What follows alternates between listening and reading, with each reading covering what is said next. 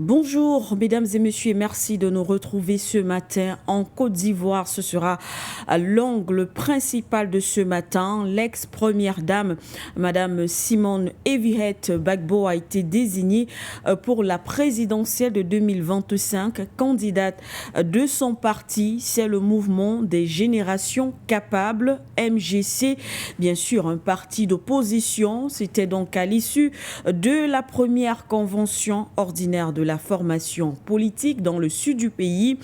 Elle a déclaré lors de ce rassemblement: aujourd'hui, je me tiens devant vous en ma qualité de candidate désignée par le MGC pour défendre les couleurs de mon parti à l'élection présidentielle d'octobre 2025. Et donc, c'était samedi dernier. Simone Gbagbo a donc accepté d'être candidate parce qu'elle croit, en tout cas selon ses déclarations, que chaque Ivoirien, quelle que soit sa condition, est capable de faire ce qu'il veut. Mais voilà, la situation, du moins cette actualité, nous amène à nous interroger sur un certain nombre d'éléments ou encore de points. En ce qui concerne l'efficacité de l'opposition en Côte d'Ivoire, à l'issue justement, du moins pendant cette élection présidentielle qui va se dérouler en 2025, alors que certains appellent justement à cette synergie ou coalition de l'opposition. D'ailleurs, on le rappelle, l'ancien président, lui, Laurent Gbagbo, avait appelé à ce ralliement justement entre les différents partis d'opposition pour faire face au pouvoir en place du président Alassane Dramane Ouattara, le HDP. Eh bien, est-ce que en allant en disperser, cela sera efficace ou alors bénéfique pour cette opposition? À côté de cela, au-delà des encouragements, l'on se demande, Madame Gbagbo, Madame Simone, a-t-elle toutes ses chances effectivement pour gagner cette élection présidentielle? Mais l'autre question principale de ce matin sera celle-ci: est-ce qu'on se dirige vers un face-à-face Simone et Laurent Gbagbo? Voilà pour la principale de ce matin. Mesdames et messieurs, merci d'être avec nous.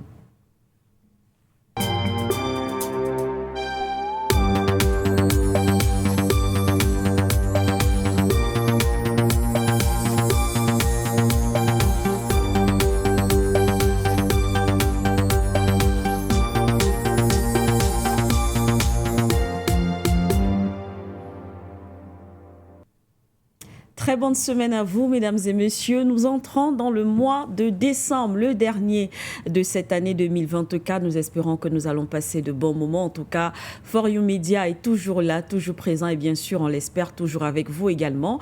Nous allons donc commencer cette semaine, vous l'avez compris, avec l'actualité en Côte d'Ivoire, avec cette déclaration de candidature de Madame Simone Evihette.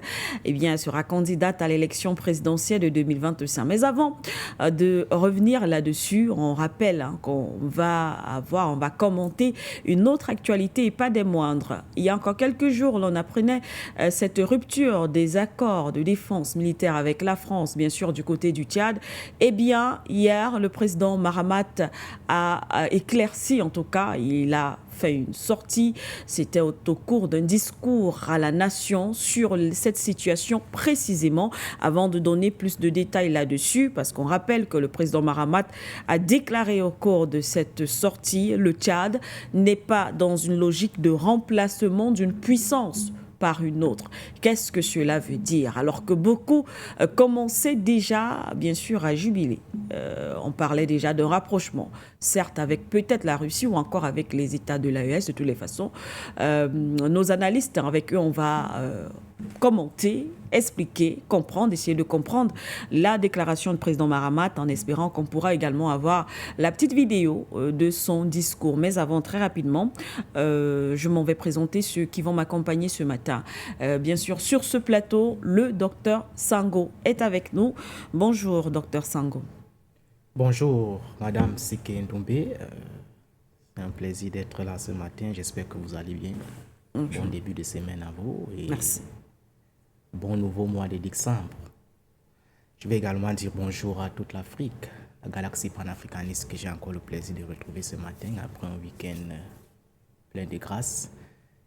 Je leur réitère mon bonjour et mes voeux également de bon début de semaine. Je vais également dire bonjour à mon éventuel ou mes éventuels co-panélistes.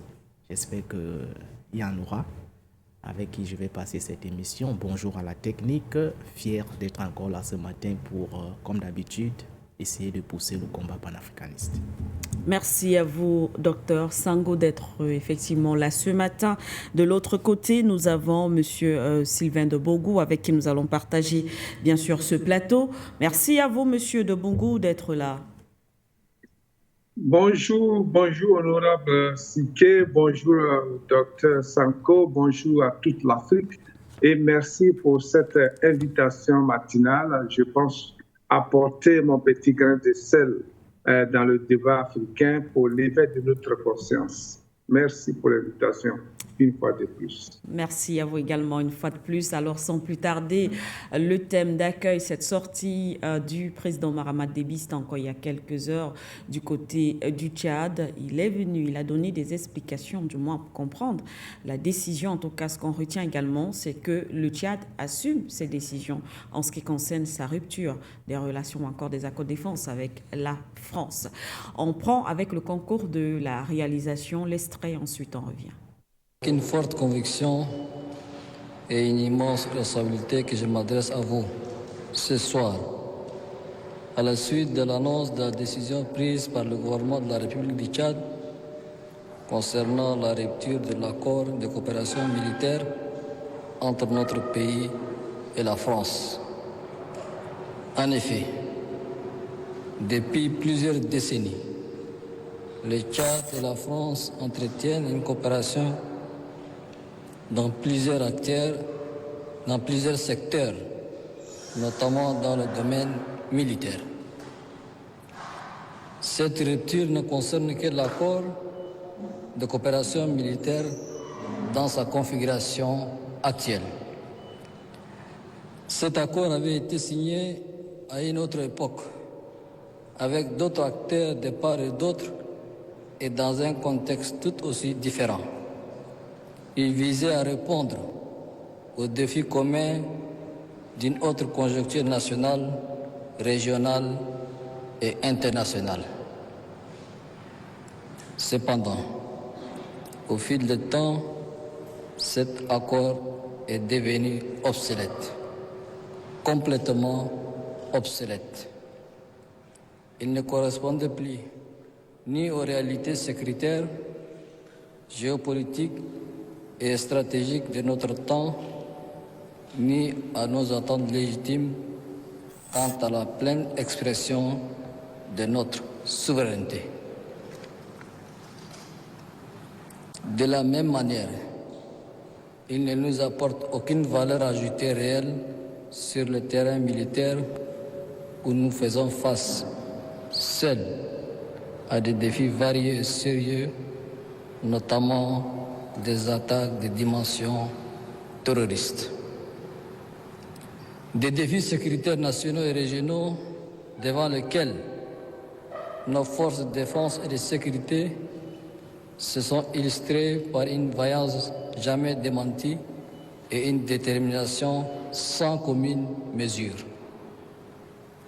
Elles ont démontré et prouvé à chaque fois que cela est nécessaire et partout elles ont été déployées qu'elles sont plus que capables de défendre l'intégrité de notre territoire et d'assurer la sécurité de nos concitoyens, voire contribuer efficacement à lutter contre le terrorisme à l'échelle régionale.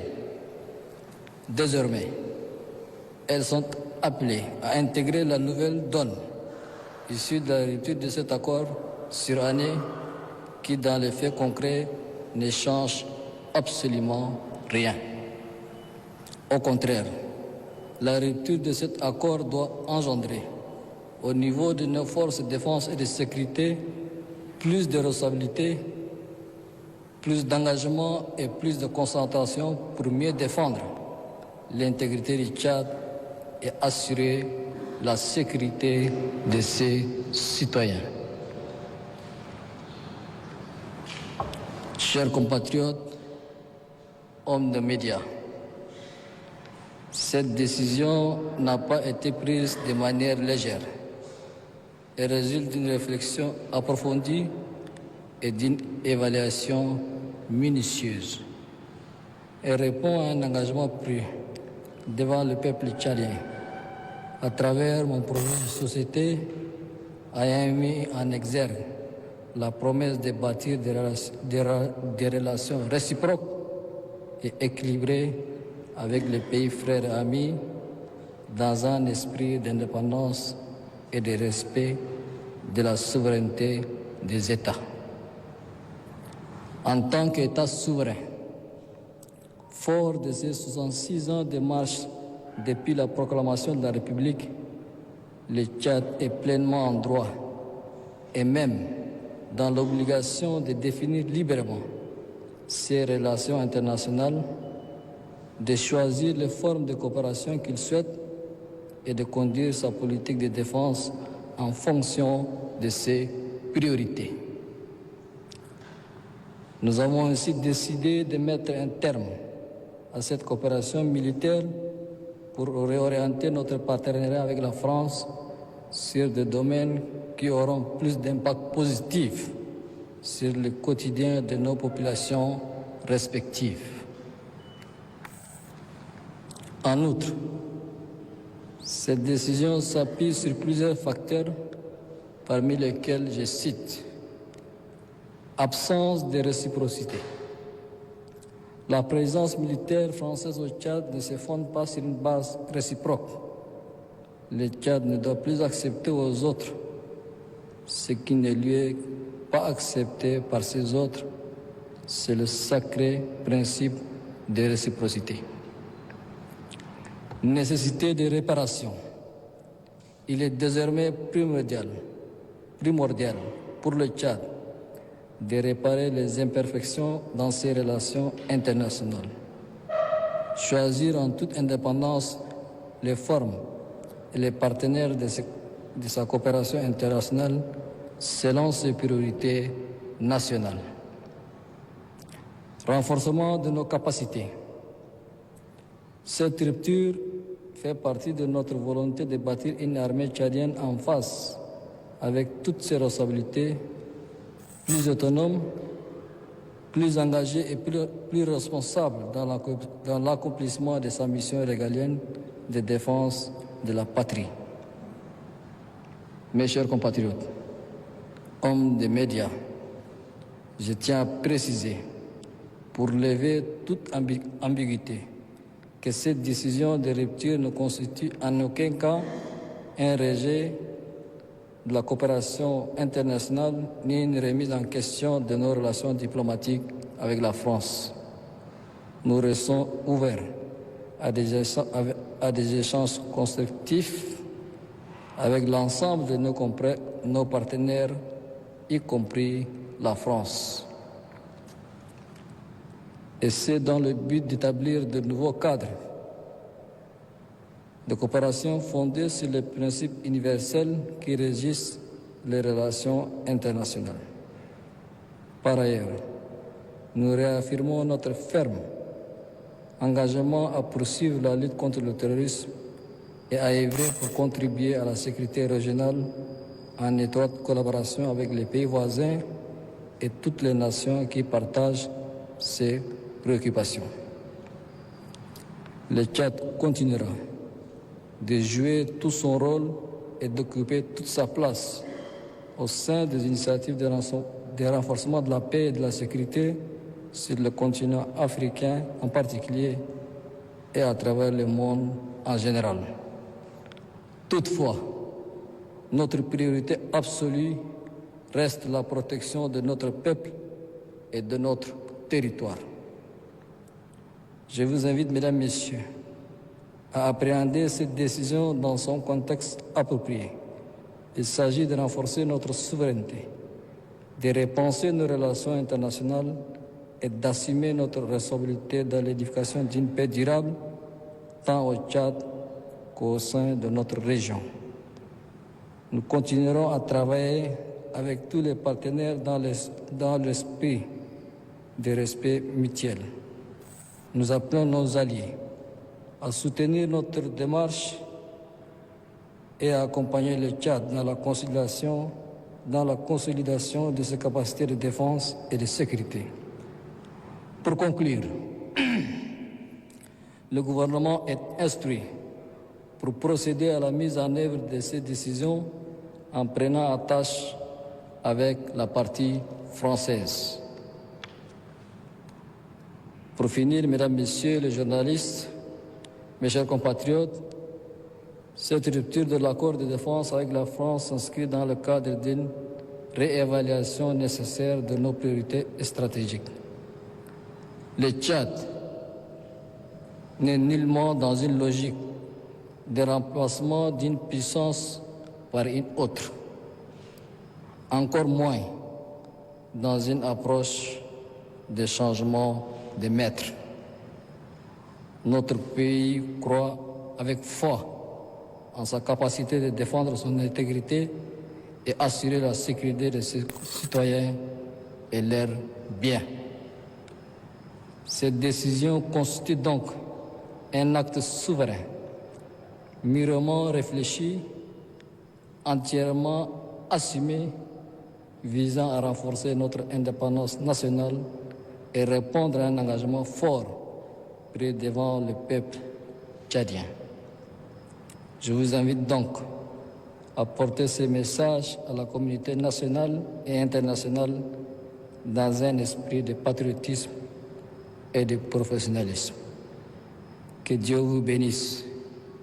Que Dieu bénisse le Tchad, pays de Toumaï, berceau de l'humanité.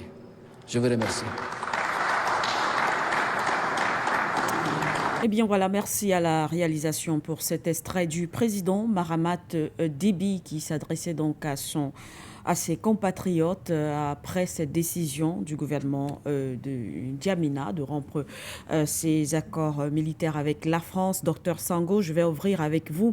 Il y a eu plusieurs points qui ont été soulevés par le président Mahamat. Alors, il dit... On a pris cette décision, entre autres, parce qu'on estime, du moins on a constaté que voilà, cet accord n'apporte aucune valeur ajoutée réelle sur le terrain. On ne voit pas un réel changement, on ne voit pas un apport concret en ce qui concerne ce partenariat ou alors cette coopération avec la France. Il n'y a pas de réciprocité également, il le dit, mais il dit également le Tchad n'est pas dans une approche de changement de maître, alors de remplacement d'une puissance par une autre. Docteur Sango, votre lecture. Oui, je pense qu'il y a un travail de profondeur qui a été préalablement fait par le gouvernement tchadien avant de prendre une telle décision. Oui. Une telle décision est la conséquence, n'est-ce pas, d'une réflexion approfondie au sommet de l'État, par les agents de l'État, par les acteurs de l'État et même au sommet par le président de la République du Tchad. Et je pense qu'aujourd'hui, le Tchad est en train de prendre en main sa responsabilité. Le Tchad est face à son destin. Ce travail de profondeur, disais-je, que ce pays a eu à faire avant de prendre cette décision consiste tout simplement à consister tout simplement, n'est-ce pas, à constater les faits sur le terrain. Parce qu'en réalité, lorsqu'un gouvernement pose des actions, c'est dans le sens de répondre et de résoudre un certain nombre de problèmes qui entrent dans la logique des intérêts de la population. Tout à fait. Il faut donc dire que l'accord qui lie le Tchad avec la France avait pour fondamental objectif de sécuriser le Tchad, de mettre le Tchad à l'abri d'un certain nombre d'attaques terroristes et aussi de capaciter le Tchad en termes de défense. Or, le président Idriss Déby et son gouvernement ont compris jusqu'ici que en réalité, l'objectif de cet accord-là n'a pas été atteint. L'objectif de cet accord-là sur le terrain n'a pas été réussi. Et il était donc de bon ton pour lui de prendre la responsabilité et de dénoncer cet accord pour que le Tchad, n'est-ce pas, puisse revoir les choses autrement. Il a convoqué un certain nombre de facteurs parce qu'il faut dire qu'à travers cette action, le Tchad est dans une logique de rectification, voire même de correction de ses relations internationales avec ses partenaires sur le plan international. Il a convoqué un certain nombre de facteurs. Le premier facteur qu'il a mis en exergue, c'est le manque de réciprocité qui, n'est-ce pas, caractérise cet accord. Il a mis le principe de réciprocité sur la table en disant que le Tchad est beaucoup plus, n'est-ce pas, dans une situation, n'est-ce pas, de devoir. Or, dans un accord, il y a ce qu'on appelle en droit, n'est-ce pas, des accords synalagmatiques. C'est-à-dire, lorsque vous signez un accord avec un partenaire, les deux parties ont les mêmes droits et les mêmes devoirs. Or, dans des accords que les États africains ont signés avec certains partenaires internationaux, fondamentalement la France, on voit bel et bien que c'est des accords déséquilibrés. C'est des accords où une partie a fondamentalement les droits et l'autre partie des devoirs. Donc, ce manque de réciprocité est également un élément qui a catalysé, n'est-ce pas, le gouvernement tchadien à prendre cet accord. Le deuxième facteur qu'il a convoqué, c'est n'est-ce pas, le facteur, n'est-ce pas, de réparation, n'est-ce pas, de ces tractations au niveau international. Il a parlé, n'est-ce pas, ici, de réparer la façon de procéder du Tchad dans les relations internationales. Il a dit que ce traité avait été signé à une époque bien déterminée, par un certain nombre d'acteurs bien déterminés, qui contrastent fondamentalement avec l'époque d'aujourd'hui. Donc, les nouvelles réalités d'aujourd'hui, les nouveaux acteurs d'aujourd'hui sont prêts à travailler pour des intérêts qui concernent le contexte d'aujourd'hui. Et le contexte d'aujourd'hui est un contexte de souveraineté, c'est un contexte de liberté. Ce n'est pas un contexte, n'est-ce pas, de néocolonisation, parce qu'au sorti des indépendances, on a vu que les États africains n'avaient pas besoin de souveraineté solide. On a vu qu'en réalité, parce qu'ils venaient de sortir des indépendances, dans la tête des colons, il était question de les assister encore militairement, de les assister économiquement, de les assister culturellement. Et jusqu'aujourd'hui, c'est toujours comme ça que ça a eu à fonctionner dans la tête de ces puissances coloniales. Or, le président du Tchad dit donc en réalité qu'il est question de rectifier cette façon de faire sur le plan international, parce que les époques ont changé, parce qu'aujourd'hui, le Tchad est dans une situation où il veut prendre à main sa souveraineté. Il a également mis un troisième facteur qu'il est important de convoquer davantage, le facteur de capacité les militaires tchadiens en termes de défense. Et c'est là où c'est très important. C'est-à-dire, le président tchadien est en train de dire que le Tchad n'a plus besoin de sous-traiter sa défense. Le Tchad n'a plus besoin des bases militaires étrangères sur son territoire. Le Tchad est dans une logique aujourd'hui de se défendre par lui-même, quitte à ce que certains partenaires nouveaux sur le plan international lui viennent en aide pour implémenter ce qu'il aura défini comme vision interne sécuritaire du Tchad au niveau du Tchad. C'est ce que le président tchadien est en train de dire. Donc, en cela, vous comprenez donc la chute de son discours, où il a dit que le Tchad n'est pas dans une logique de quitter une puissance pour embrasser une autre puissance. Parce que cette précision en vaut la peine dans un contexte où il y a un discours nauséabond qui prolifère sur les relations internationales aujourd'hui africaines, où certaines puissances, à travers leurs médias mainstream, laissent croire que c'est la Russie, la Chine, la Turquie qui seraient en train de piquer les États africains à se rebeller contre la France. Donc, il est important de recadrer ce genre de discours, ce genre de puissance, pour leur dire qu'en réalité, il n'en est rien. Nous sommes tout simplement dans un contexte où les États africains ont compris qu'ils ont besoin, ils sont obligés de prendre leur souveraineté et d'agir comme tel au niveau des relations internationales. C'est très important. Le président tchadien comprend aujourd'hui que en réalité, les États africains n'ont plus besoin de considérer la scène internationale, les relations internationales comme étant une scène de jeu.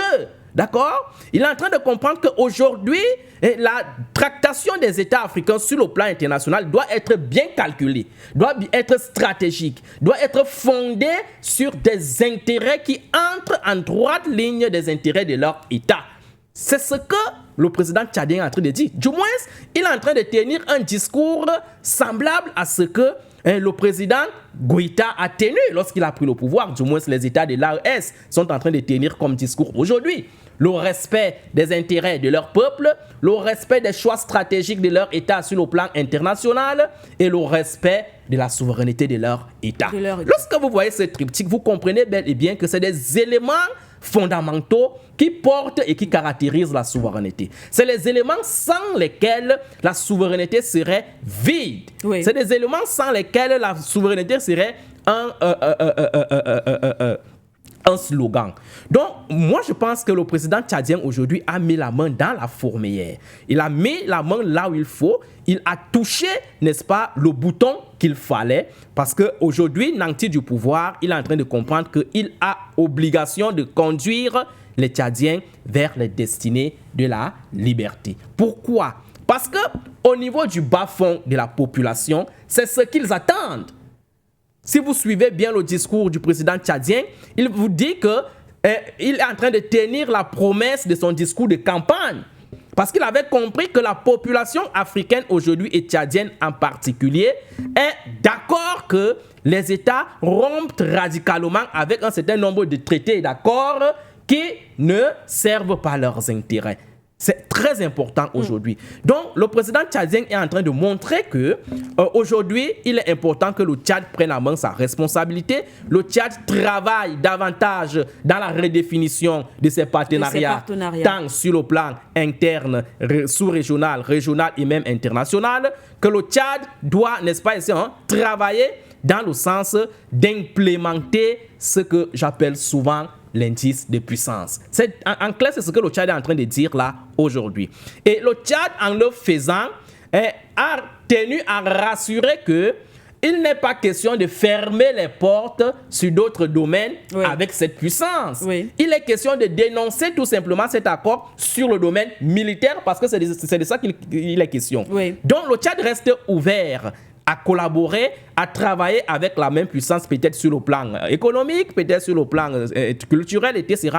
Mais sur le plan stratégique militaire, le Tchad a décidé de sortir de cet accord parce que cet accord-là était un problème. Cet accord-là annihilait le Tchad dans la construction de son développement économique. Donc, en un mot comme en mille, voilà ce qu'on peut dire d'entrée de jeu sur cette action. C'est une action à féliciter. Le président Kaka est en train de démontrer aujourd'hui que certes, il est arrivé à la tête du Tchad par le système de la France-Afrique, mais il entend s'y démarquer pour travailler conformément aux intérêts des Tchadiens et même de l'Afrique. Merci à vous, Dr Sango. Le président Mahamat est donc en train de respecter, entre autres, ses engagements si on s'en tient bien sûr à son discours de campagne. Et il a cité un certain nombre d'éléments qui justifient aujourd'hui la décision du Tchad vis-à-vis de la France, même si le rappel,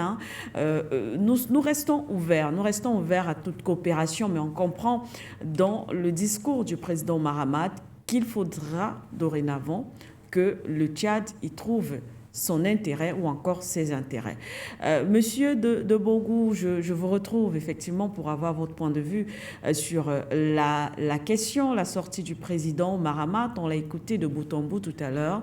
Eh bien, autour bien sûr de notre question principale, le Tchad n'est pas dans une logique de changement de maître pour un autre. On voit un président qui s'affirme et d'ailleurs il a dit nous assumons cette décision. Merci, honorable, une fois de plus. Je remercie le docteur. Oui, le président avait besoin de cette sortie, ou bien, disons, les Tchadiens avaient besoin de cette sortie. Ils avaient besoin d'être rassurés à la suite de la première déclaration de rupture de la relation de défense ou bien la coopération de défense entre la France et les Tchadiens. Il faut rappeler que la France est présente au Tchad depuis 1830 et en 1900, il y a eu le premier bourgeon militaire français au Tchad. Mais qu'est-ce que nous avons constaté à la suite de ce que l'on appelle de façon exagérée une coopération militaire? Nous appelons ça une feuille de route militaire que la France a toujours donnée à ses colonies. Voilà, donc il fallait qu'ils sortent pour que les Tchadiens sachent qu'aujourd'hui, ils sont en train de retrouver leur indépendance. Alors le président tchadien qui a promis en tout cas, qui a promis cette indépendance aux Tchadiens, devait sortir pour rassurer, je le répète, pour rassurer sa population et même l'Afrique. Il parle de respect, il a parlé du respect, il a parlé d'échange. Il n'y a pas vraiment d'échange, comme nous le constatons partout en Afrique, où il y a la présence de camps militaires français. Ces militaires français connaissent ou bien maîtrisent même tous les coins et les coins de nos pays par rapport à nos militaires locaux qui n'ont pas les moyens et à qui ces militaires français ou bien cette France-là ne fait pas de transfert de technologie militaire et d'enseignement militaire ou bien de renseignement militaire. Et donc, c'est simplement pour nous une armée d'invasion, d'occupation qui est partout en Afrique et principalement au Tchad, où on a assisté à plusieurs coups d'État, à plusieurs actions de déstabilisation et aujourd'hui, on a assisté toujours à des terroristes qui attaquent le Tchad. C'est cela. Donc, le président, il devait sortir pour rassurer, en tout cas une fois de plus, les Tchadiens. Et lorsqu'il dit que ce n'est pas pour passer d'un maître à un autre, mais c'est normal, c'est le contexte. C'est le contexte actuel. C'est ce que les Tchadiens veulent, c'est ce que les Africains veulent. Aujourd'hui, il ne faudrait pas que tout pays africain, et en particulier le Tchad, soit la chasse gardée entre griffes d'un État quelconque. Nous ne sommes plus décolonisés. Si il est vrai que nous sommes égaux, c'est-à-dire les États africains sont égaux avec les autres États devant toutes ces organisations, l'ONU et autres, en même temps, il faut accompagner cette égalité dans l'action par des actions concrètes, d'où notre défense, d'où la défense et d'où la sécurité même du Tchad, qui ici doit garantir également le développement, en tout cas du Tchad. Donc le président, dans sa sortie, a été très clair, il n'a pas lésigné sur les mots, il ne pouvait pas ne pas sortir, sinon l'un serait toujours dans le doute. Pourquoi ne pas sortir? Après tout, il est le patron de l'armée, le patron de la sécurité, de la justice. C'est lui, le père de la nation tchadienne, c'est lui qui dirige la destinée de la nation tchadienne. Donc, il fallait sortir pour assurer les Tchadiens. Et aussi, il fallait également sortir pour ne pas que le doute que certaines personnes mettent dans la tête ou bien dans leur presse, c'est-à-dire en particulier la France. On a assisté à des sorties du journal Le Monde qui parle du remplacement de ceci, cela.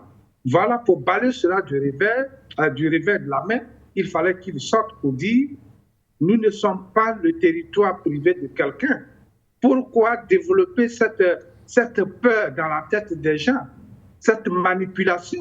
Il fallait sortir pour dire que c'est de la manipulation. Il faut que cela s'arrête au-delà des lignes, au-delà des points qu'il a soulignés et que le docteur a rappelé. Il fallait qu'il sorte pour dire nous ne sommes pas des enfants pour qu'on continue de nous manipuler. C'est au moins 60 ans, sinon 66 ans d'indépendance.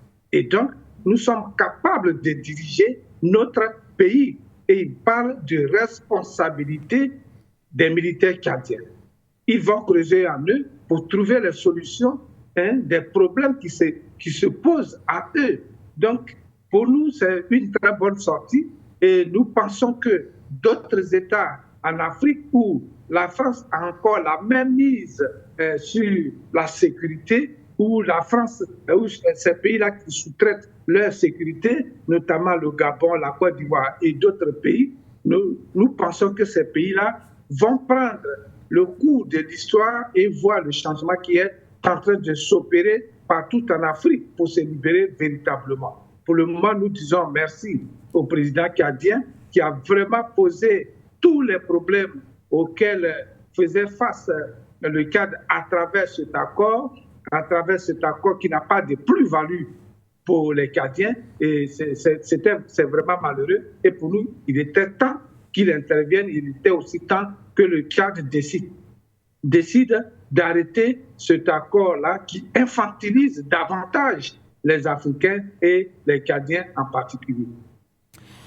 Eh bien voilà, merci à vous, Monsieur de Bogou, pour cette analyse en ce qui concerne la sortie du président Mahamat après cette décision du Tchad de rompre effectivement ses relations, du moins militaires, avec la France. Alors ce sera sans transition, comme d'habitude, pour entamer directement le thème principal de ce matin, direction bien sûr la Côte d'Ivoire, pour parler de la candidature de Madame Simone Eviette Gbagbo. On le rappelle, la nouvelle et bien sûr l'annonce a été faite, c'était samedi, mais hier nous avons reçu bien sûr cette nouvelle, Simone Gbagbo, candidate donc à la présidentielle de 2025. Plusieurs interrogations ce matin. On sait également que l'une des têtes fortes de cette opposition ivoirienne, il y a le président, l'ancien président Laurent Gbagbo, si ce n'est d'ailleurs la principale tête forte. Il y a le Gbagbo, en mai dernier, on s'en souvient, il a été déclaré aussi candidat, bien sûr, il a été désigné candidat de son parti pour la présidentielle, toujours de 2025. Et on rappelle une fois de plus que M. Laurent Gbagbo avait appelé en juillet dernier à l'union de l'opposition, pour que cette opposition puisse se réunir, pour avoir plus de force et peut-être plus de moyens, que ce soit plus stratégique et percutant, afin de faire face au régime, au pouvoir en place, qui est en tout cas très bien outillé, certainement, pour cette présidentielle de 2025. Alors, face à cette candidature de Madame Simone Eviette, nous interrogeons, même s'il y a plusieurs points qui vont faire partie de nos différentes analyses, entre autres l'efficacité de cette opposition aujourd'hui qui semble aller en rang dispersé. Mais la question principale est celle-ci. Laurent Gbagbo et Simone, bien sûr, Gbagbo, est-ce qu'on est en train d'aller tout droit vers un face-à-face? Est-ce bénéfique pour l'opposition ivoirienne, Dr Sango? Je pense que nous sommes en train de vivre une sorte de reconfiguration du champ politique ivoirien. Oui. Après plusieurs années passées après plusieurs années que ce champ-là a été caractérisé par une sorte de bipolarité entre trois figures, à savoir le président Alassane Ouattara, le président Gbagbo et le président Bédié qui vient de rendre l'âme.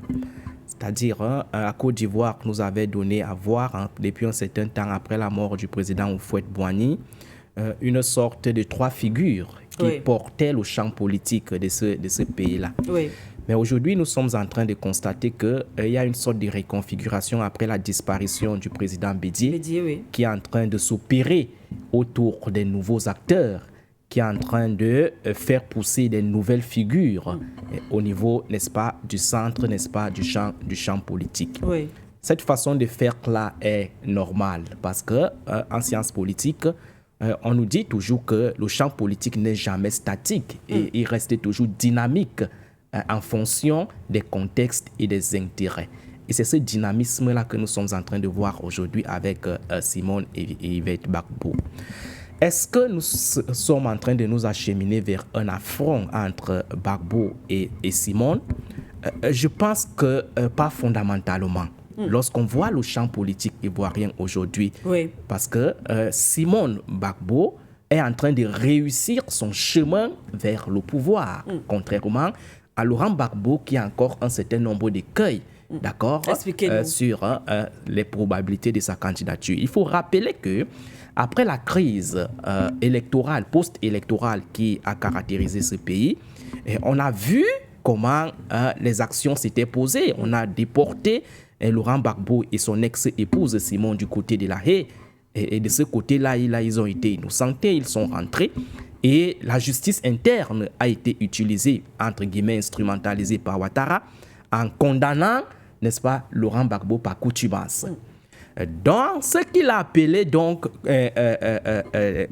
dans son discours la volonté de négocier et d'apaiser les Ivoiriens, le président Alassane Ouattara a procédé, n'est-ce pas, à un certain nombre d'actions. J'ai envie de parler ici de l'amnistie et de la grâce, de l'autre côté. On a vu que, en fonction d'un certain nombre d'intérêts et de calculs, il a octroyé la grâce, parmi lesquels Laurent Gbagbo, il a bénéficié de la grâce présidentielle. Et de l'autre côté, en fonction des intérêts et du calcul, il a également octroyé l'amnistie. Il faut dire que cette façon de faire là a des conséquences énormes dans l'avenir et dans le champ politique ivoirien. Ce qui fait donc qu'aujourd'hui, Laurent Gbagbo, qui a bénéficié de la grâce, ne peut pas être candidat parce que ses droits civiques et politiques ont été, n'est-ce pas, bâclés, supprimés. Parce que la grâce, lorsqu'on vous la donne, certes, vous êtes assujetti de la condamnation, mais votre casier judiciaire reste toujours terni. D'accord? Et cette façon de faire ne vous habilite pas à être candidat. Et c'est un problème aujourd'hui pour Laurent Gbagbo. Et à l'état actuel des choses où nous parlons aujourd'hui, il n'a pas encore résolu ce problème. Ou du moins, Alassane Ouattara n'a pas encore accepté ses demandes dans ce sens. Or, du côté de Simone Gbagbo, qui a bénéficié de l'amnistie, a cette licéité, ce droit de candidater. Donc aujourd'hui, sa candidature ne souffre de rien. Elle va déposer sa candidature, elle va participer à la présidence, à l'élection présidentielle, et elle va faire ce qu'elle peut faire. Donc le front serait un peu difficile tant qu'un certain nombre d'actions ne seront pas, n'est-ce pas, résolues au préalable. La deuxième chose qu'il faut comprendre, c'est quoi? C'est que généralement, on parle souvent de l'unité de l'opposition, de coalition, etc. Il faut souvent faire attention lorsqu'on convoque des pareilles analyses. Parce qu'en réalité, il n'est aucun pays au monde où on a vu l'opposition unie. D'accord? Que ce soit dans des pays où les partis politiques sont bipolarisés, autour de la gauche, de la droite, comme aux États-Unis, en France. Il y a toujours les autres partis périphériques qui sont toujours dans le champ politique, mais qui ne sont pas souvent mis en avant, justement à cause peut-être de leur impopularité. Donc, ce qui veut donc dire que quoi? En Côte d'Ivoire aujourd'hui, on ne saurait parler de l'unité de l'opposition. Pourquoi? Parce que le code électoral de la Côte d'Ivoire dit que l'élection présidentielle, c'est une élection qui se fait à deux tours. On parle généralement de coalition au deuxième tour. D'accord? Parce qu'au premier tour, on élimine, au deuxième tour, on choisit. C'est donc au deuxième tour que se construisent souvent des alliances, que se construisent souvent des coalitions. Et lorsque vous voyez le champ politique et l'histoire politique de la Côte d'Ivoire, vous allez comprendre que aucun président après Houphouët-Boigny n'a réussi à gagner l'élection présidentielle sans passer par la coalition. Ça a toujours été le fruit de la coalition et cette coalition-là, elle s'est toujours opérée au deuxième tour. Donc c'est pour dire qu'en réalité, ce que nous sommes en train de voir là aujourd'hui, actuellement là en Côte d'Ivoire, on ne doit pas trop s'inquiéter en disant que l'opposition est en train de se disperser. Ils peuvent tous aller au premier tour et se mettre donc ensemble autour d'un leader qui aura, n'est-ce pas, franchi les seuils du deuxième tour. Mais qu'est-ce que vous dites donc de cet appel en juillet dernier de l'ancien président Laurent Gbagbo qui a appelé justement cette opposition à l'union? Bon, je pense que Laurent Gbagbo peut-être n'était pas conscient de cette hypothèse-là, n'était pas conscient de cet argument-là. Je me dis peut-être, ou alors en le faisant, c'était une façon de dire qu'ils doivent se préparer à se mettre ensemble au deuxième tour, je me dis. Parce qu'en réalité, l'analyse que je suis en train de faire, c'est une analyse, n'est-ce pas, du champ politique réel. Je suis là dans le sens, n'est-ce pas, technique. Je ne suis pas un militant, encore moins un politicien. Je suis en train de faire une analyse politologique du champ politique ivoirien.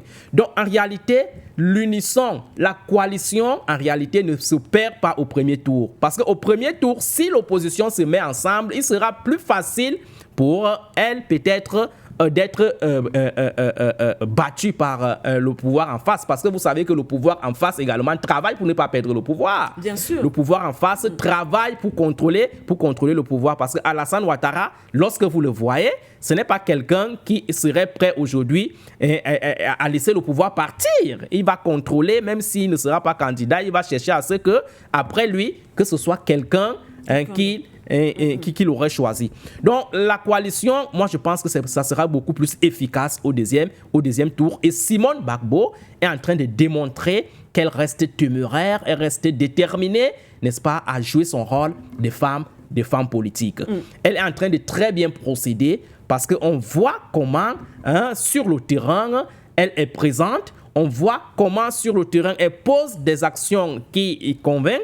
On voit comment elle rassure. Et je pense qu'elle part avec un certain nombre d'avantages comparatifs comparés aux autres candidats de l'opposition, hormis peut-être Blé Goudé et Laurent Gbagbo. Je ne mets pas trop Laurent Gbagbo sur la table, parce que Laurent Gbagbo, à l'état actuel des choses, ne peut pas être candidat.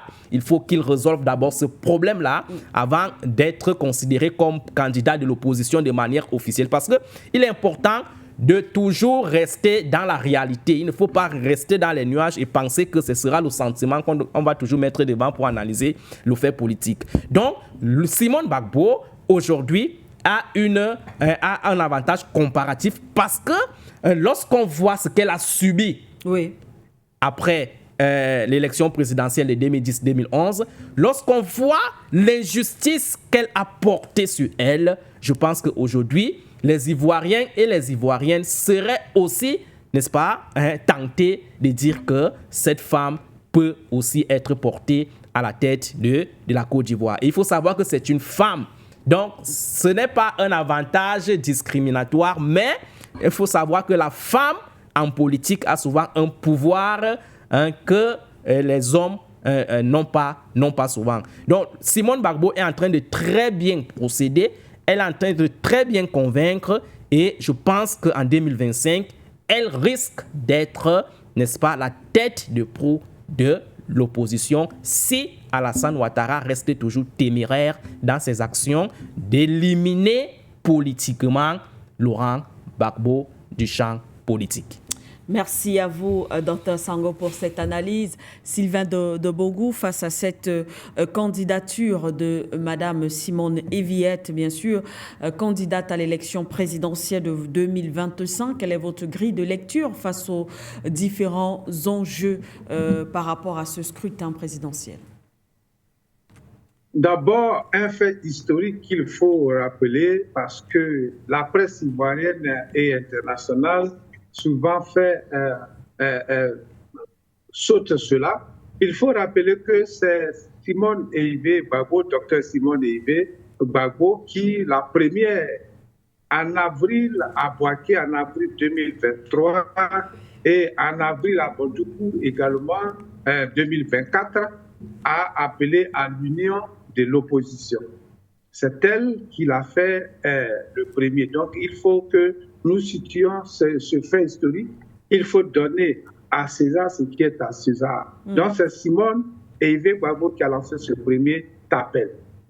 Maintenant, lorsqu'il s'agit de sa candidature, nous disons qu'il fallait s'y attendre, parce que c'est une femme qui, ma foi, depuis le lycée, depuis ces années de lycée, lorsqu'elle était encore lycéenne, c'est une femme qui a milité pour les droits de l'homme à tous les niveaux, que ce soit au niveau des syndicats, que ce soit au niveau, en tout cas, des élèves et autres. Et au niveau supérieur, elle a dirigé, il faut le rappeler également, ce grand syndicat incontournable qui était le SYNARES, le syndicat des enseignants du supérieur.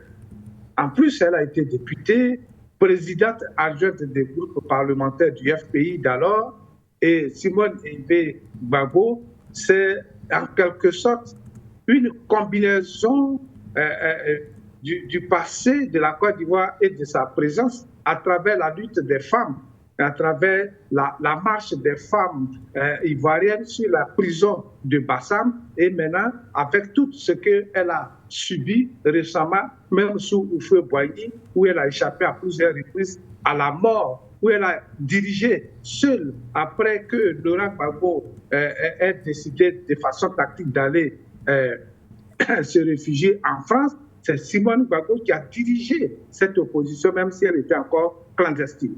Et donc, aujourd'hui, être mise en position sur le champ politique pour être, en tout cas, la candidate de son parti, le MGC, il faut dire que nous arrivons, nous sommes à l'aboutissement d'un travail de longue haleine. Il faut qu'on se rappelle également qu'en 2000, lors de son élection, le président Laurent Gbagbo a reconnu lui-même que le travail, c'est le résultat du travail de Simone qui paye, qui a payé, qu'il a été élu. Et que c'est Simone qui a fait tout le travail qu'il a amené au pouvoir. Parce que Simone Veil était aussi chargé de la formation politique depuis la création du FPI jusqu'à la prise du pouvoir du président Laurent Gbagbo. Maintenant, sur le plan local, rappelons également que Simone Veil est issu d'un sang princier. Vous voyez, un sang royal. Et dans le contexte ivoirien, c'est un facteur qu'il faut prendre en compte. Même si la politique ivoirienne aujourd'hui n'est pas basée sur l'ethnie ou bien la religion de façon catégorique, mais il ne faut pas ignorer ce côté-là. Le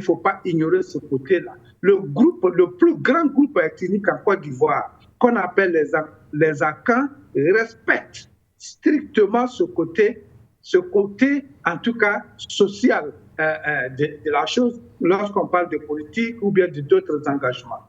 Alors Simone, qui a accepté d'être la candidate de son parti, nous disons que ce n'est pas surprenant.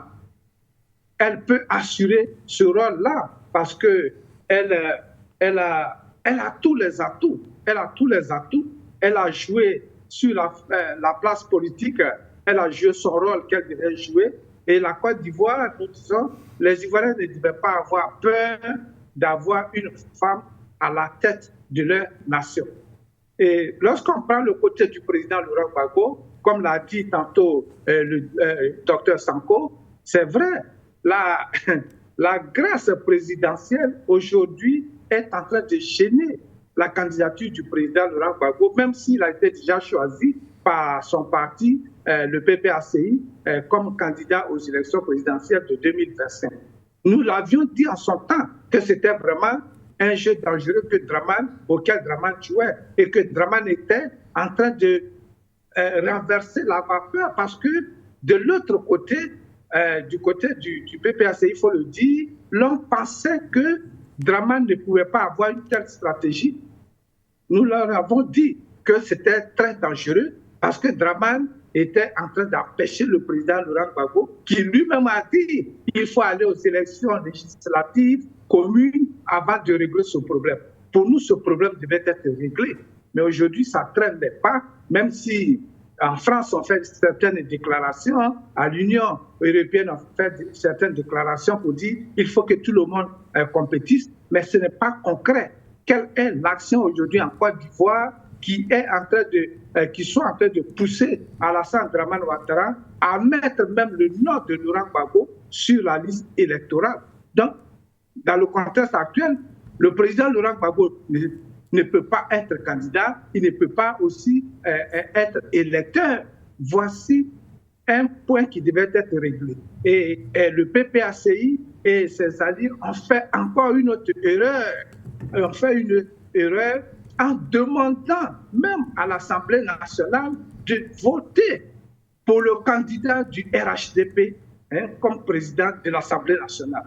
Voici des erreurs politiques, des calculs politiques, c'est-à-dire de la gauche carrément à la droite, si on veut prendre ce dont on parle sur le plan international, c'est-à-dire la division politique. C'était vraiment une grave erreur. Nous leur avons dit cela à plusieurs reprises, mais malheureusement, certaines personnes ont leur tactique la politique, ce sont des pions de dames qui bougent, ce sont des plaques qui bougent. Donc, ils ont pensé que ça allait réussir. Nous souhaitons que la pression monte du côté d'Abidjan pour que Laurent Gbagbo ait son nom sur la liste électorale. Mais sinon, pour parler de confrontation, si Laurent Gbagbo venait d'avoir son nom sur la liste électorale, pour nous, nous pensons que ce serait après le premier tour en Côte d'Ivoire. Et à ce niveau, il faut d'abord empêcher le parti au pouvoir d'avoir au moins 50% pour ne pas dire que nous avons gagné au premier tour, donc il n'y a pas de deuxième tour. C'est cela le jeu dangereux. Et c'est pour cela, quelque part, nous demandons ici que les partis de l'opposition, même si on n'a pas encore le deuxième tour, on peut déjà penser à travailler ensemble comme cette plateforme qui a été initiée une fois de plus par Simone Eibé Gbagbo, ou cette plateforme dans laquelle on retrouve beaucoup de partis, cette plateforme dont les travaux préliminaires ont même été adressés d'abord par le parti de Simone Gbagbo au PPACI et à tous les autres partis pour se retrouver et pour mettre une stratégie commune de bataille sur le terrain ensemble, dans les campagnes, dans les sensibilisations. Oui, il est vrai que chaque parti vise en tout cas la législature suprême, mais en même temps, il faut d'abord penser aux Ivoiriens, il faut penser aux Africains, il faut penser à tout ce qui se passe dans la sous-région par rapport à la souffrance et par rapport à la liberté réelle que nous voulons voir en Afrique. Alors Simone Eibé, pour nous, il faut oser. C'est ce que nous devons dire. Il faut oser, il faut lui donner sa chance parce qu'elle est capable, comme le dit le nom de son parti, Mouvement des générations capables. Simone Eibé est capable de briguer vraiment ce poste à la tête de l'État ivoirien. Et il faut maintenant demander, au cas où le président Laurent Gbagbo ne serait pas candidat, il faut demander à son parti qu'il ait le courage de joindre vraiment les mains pour soutenir Simone Eibé ou bien le candidat qui sera vraiment en bonne position pour représenter l'opposition ivoirienne contre Alassane Dramane Ouattara si jamais on arrivait à un deuxième tour. Voilà, donc merci à vous, Monsieur Dobongou. Simone Gbagbo a toutes les capacités, si on s'en tient bien sûr à votre analyse en ce qui concerne cette présidentielle de 2025. Il fallait s'y attendre, vous l'avez également dit. Eh bien, on va rappeler, du moins, les numéros de téléphone sont déjà, bien sûr, affichés au bas du petit écran à la maison. Vous pouvez dès à présent, voilà, le standard est ouvert, vous pouvez dès à présent appeler pour donner votre point de vue sur les thématiques proposées ce matin, code d'accès, soit par appel direct ou encore WhatsApp, le plus 237 683 20 96 61 ou encore le plus 237 693 58 96 68 ou tout simplement par Skype for You TV. On prend le premier téléspectateur. Allô? Oui, allô, bonjour madame. Bonjour monsieur. Je voudrais me prononcer bonjour. Je salue tous les partis, Dr Sango. Je salue également tous les techniciens de For You Media. C'est Madame Simone, la candidature de Madame Simone qui a été désignée par les membres de son parti. Je pense que c'est de bonne guerre. Voilà, parce que actuellement, la reine politique ivoirienne est quand même mélangée. Tous les Ivoiriens sont quand même confus, tout est confus. Bon, elle a été désignée. C'est vrai, c'est félicitations aux membres de son parti. Mais j'ai écouté le monsieur qui est en direct, voilà, qui a dit beaucoup de choses, certaines choses que j'ai appréciées, d'autres non. J'ai l'impression dans son analyse qu'ils ont des tactiques où ils font des tactiques, ils pensent qu'au MGC, ils ne pensent pas aux autres. Parce que je l'ai entendu dire, il dit oui, il faut que les membres du PPRCI aient le courage de soutenir Simone. Il faut que Laurent Gbagbo, j'entends beaucoup, Laurent Gbagbo ne sera pas candidat, il ne sera pas candidat. Quand il n'est pas candidat, j'ai l'impression que les gens se trompent. Aujourd'hui, Aujourd'hui, qu'est-ce qui se passe? Laurent Gbagbo sera candidat et nous le disons et nous sommes certains là-dessus. Il ne faut pas que les gens fassent des tactiques politiques. Comment on appelle ça? Sa candidature sera acceptée au second tour. Ou bien quand l'amnistie sera là, on sera déjà au second tour. Non. C'est une mauvaise tactique.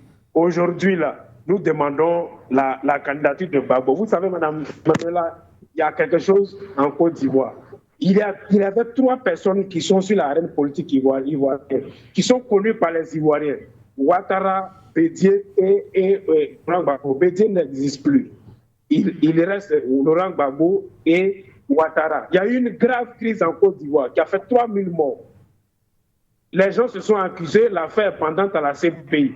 Aujourd'hui, nous avons un objectif, les Ivoiriens, l'ensemble des Ivoiriens, un objectif, c'est de savoir qui a tué les 3000. C'est pas...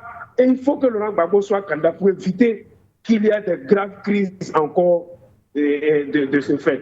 Donc que Laurent Gbagbo ne soit pas candidat, il faut soutenir Blé Goudé ou il faut soutenir Simone Gbagbo. C'est une mauvaise lecture. C'est une mauvaise lecture. Il faut que les gens soignons la fièvre et évitons de casser le thermomètre. Laurent Gbagbo doit être candidat. Chacun va aller en rang dispersé. Les Ivoiriens vont choisir. Il ne s'agit pas de dire qu'on va éliminer tel, l'autre va aller aussi.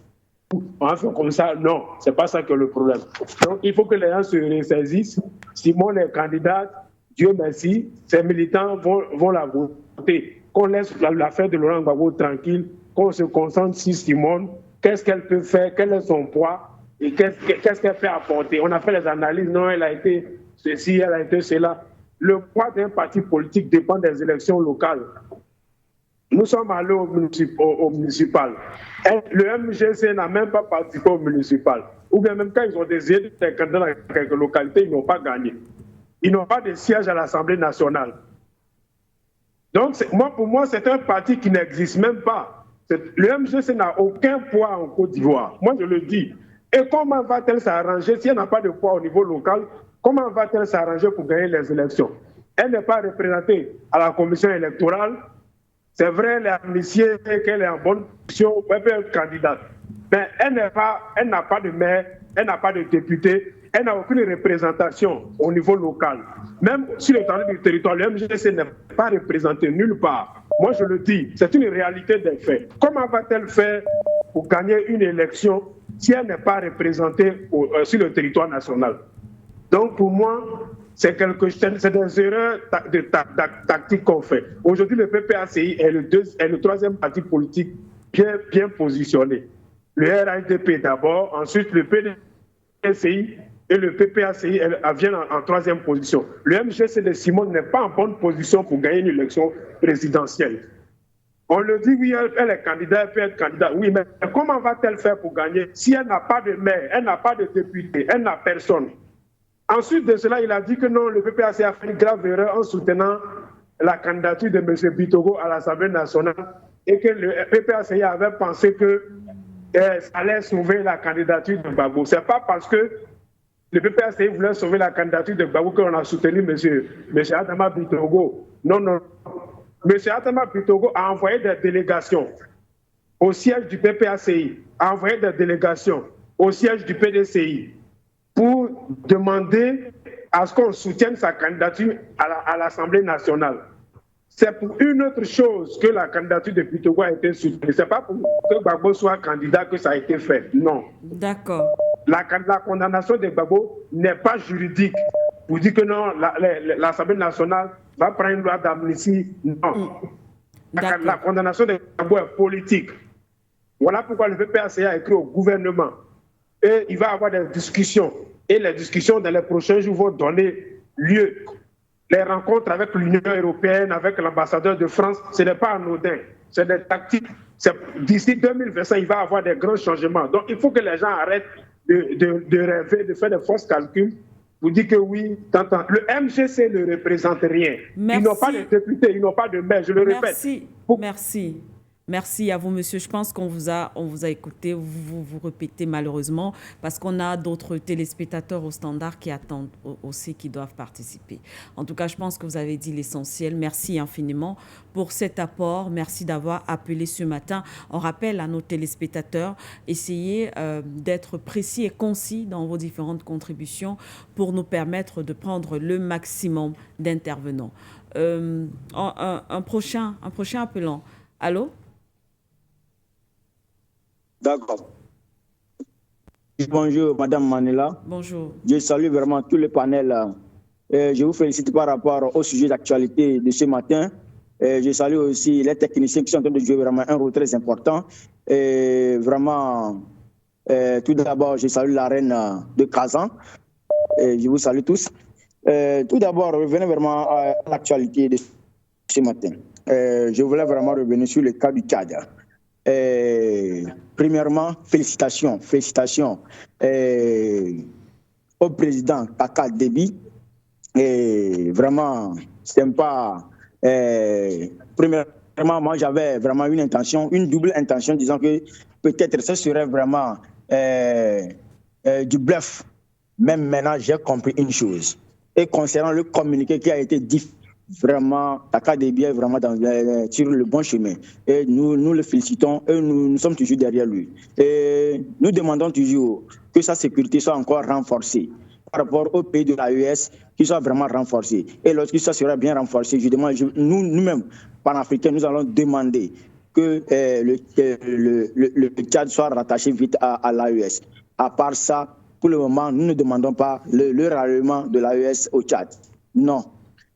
Que cela soit d'abord renforcé. Premièrement, les frontières au niveau du Soudan, de la Libye, de la RCA, il y a des problèmes. Il y a des forces étrangères qui sont toujours là. Et nous demandons encore, dans le communiqué, il n'y a pas un calendrier qui a été donné par rapport au départ des troupes étrangères françaises. Et nous demandons qu'un calendrier soit bien rétabli dans les jours à venir. C'est notre préoccupation au président Kaka Déby, qu'il fasse un effort. Et revenons vraiment au niveau de la Côte d'Ivoire. Le MG5 par rapport à Simone, je dis, le parti de Simone n'est pas aujourd'hui ce que nous demandons au niveau de Côte d'Ivoire. On risque d'amener encore le pouvoir à un niveau ralenti. Parce qu'aujourd'hui, Laurent Gbagbo est le parti aujourd'hui que nous tous nous souhaitons qu'il soit là pour établir les faits, les décisions qui ont été faites par Ouattara. Et donc, le MG5 n'est pas là pour aujourd'hui parce qu'il n'a aucune légitimité par rapport sur le territoire national. Il n'a pas de député ni rien. Et bon, vous voyez que ce serait un peu compliqué pour elle. Mais nous demandons que la paix soit toujours revenue au niveau de la Côte d'Ivoire. Parce que c'est la paix que nous cherchons, que tout le monde puisse vraiment prévaloir de ce qui lui revient des droits. Donc, c'est ma contribution pour ce matin. Passez une bonne journée. Merci. Merci à vous également, cher monsieur. On va rester au standard et on va prendre monsieur Marc depuis la France. Bonjour, monsieur Marc, et bienvenue. Bonjour, Madame Emmanuela. Je vous dis bonjour ce matin pour le sujet que vous avez mis, je vais dire quoi, sur votre antenne et votre panel ce matin. Pour le cas du Tchad, vraiment, au début, on était un peu pessimiste à l'annonce qui a été faite par le ministre de l'Intérieur au niveau de la présidence de cet accord qui a été dénoncé et aujourd'hui rompu. Je crois que c'est totalement rompu. Et vraiment, vu le discours de M. Déby ce matin, du président, je crois qu'on peut être optimiste maintenant et croire que cela va être fait. Parce que depuis les indépendances des colonies, des anciennes colonies, jusqu'à ce jour, tout le temps, tous les ans, en tout cas, il faut dire que les populations africaines attendaient cela. Et cela est fait maintenant. Et je crois que l'effet boomerang va se faire, en tout cas dans tous les pays, parce que nous ne voyons pas l'utilité de ces armées étrangères, en tout cas dans nos pays là-bas. Et je crois bien que c'est le moment de rompre. Et là, le président Chirac avait dit, même avant sa mort, il en a parlé. Et c'est aujourd'hui chose faite. Merci. Et je voudrais dire merci au président Kaka Debi. Et nous sommes en tout cas avec lui pour tout ce travail qui va être fait. Parce que 9 bases militaires dans un pays d'1 million et quelques de kilomètres carrés, c'est un peu trop. C'est comme une invasion. Donc, il va falloir que, en tout cas, cette décision puisse être appliquée comme il le faut. Pour le deuxième point sur la Côte d'Ivoire, je voudrais dire que Mme Gbagbo a toute sa place aussi dans cette élection. Ce que nous demandons, c'est qu'il faut que tous les candidats, ceux qui veulent être candidats, même que ce soit un paysan ou un petit travailleur, que tout le monde soit candidat. Même si nous avons 120 candidats ou 130 candidats, que tout le monde soit candidat. Mais ce que nous souhaitons, c'est que le président Gbagbo doit être candidat. Voilà le problème. Le président Gbagbo doit être candidat.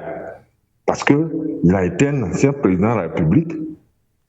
Il n'a aucune condamnation à son sujet. Et tous ceux qui sont en train de manigancer dans le secret pour ne pas qu'il soit candidat, nous ne voyons pas, en tout cas, quelle faute il a commise. On l'a envoyé à la CPI. Et la CPI a prononcé qu'il n'a commis aucun acte. Et il a été relâché. Il est rentré dans son pays.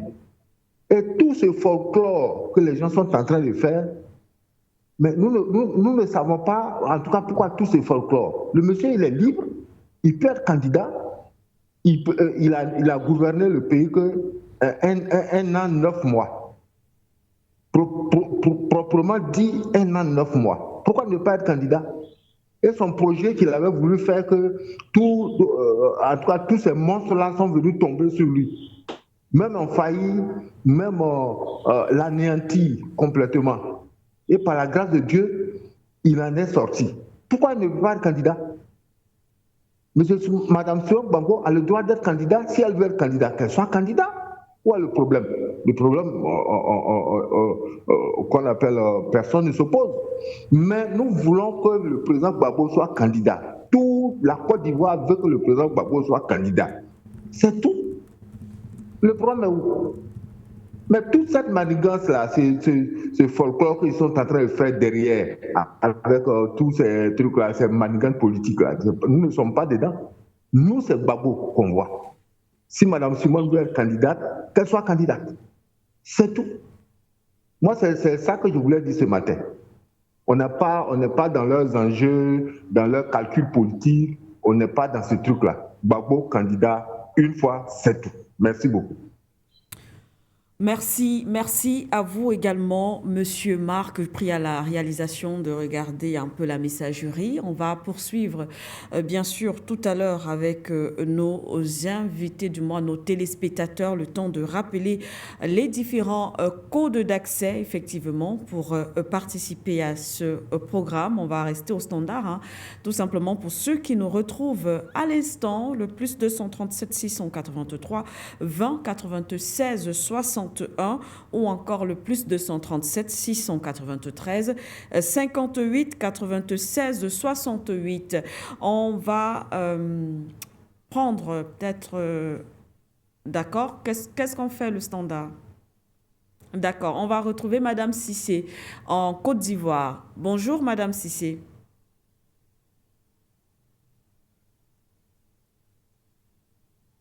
Allô?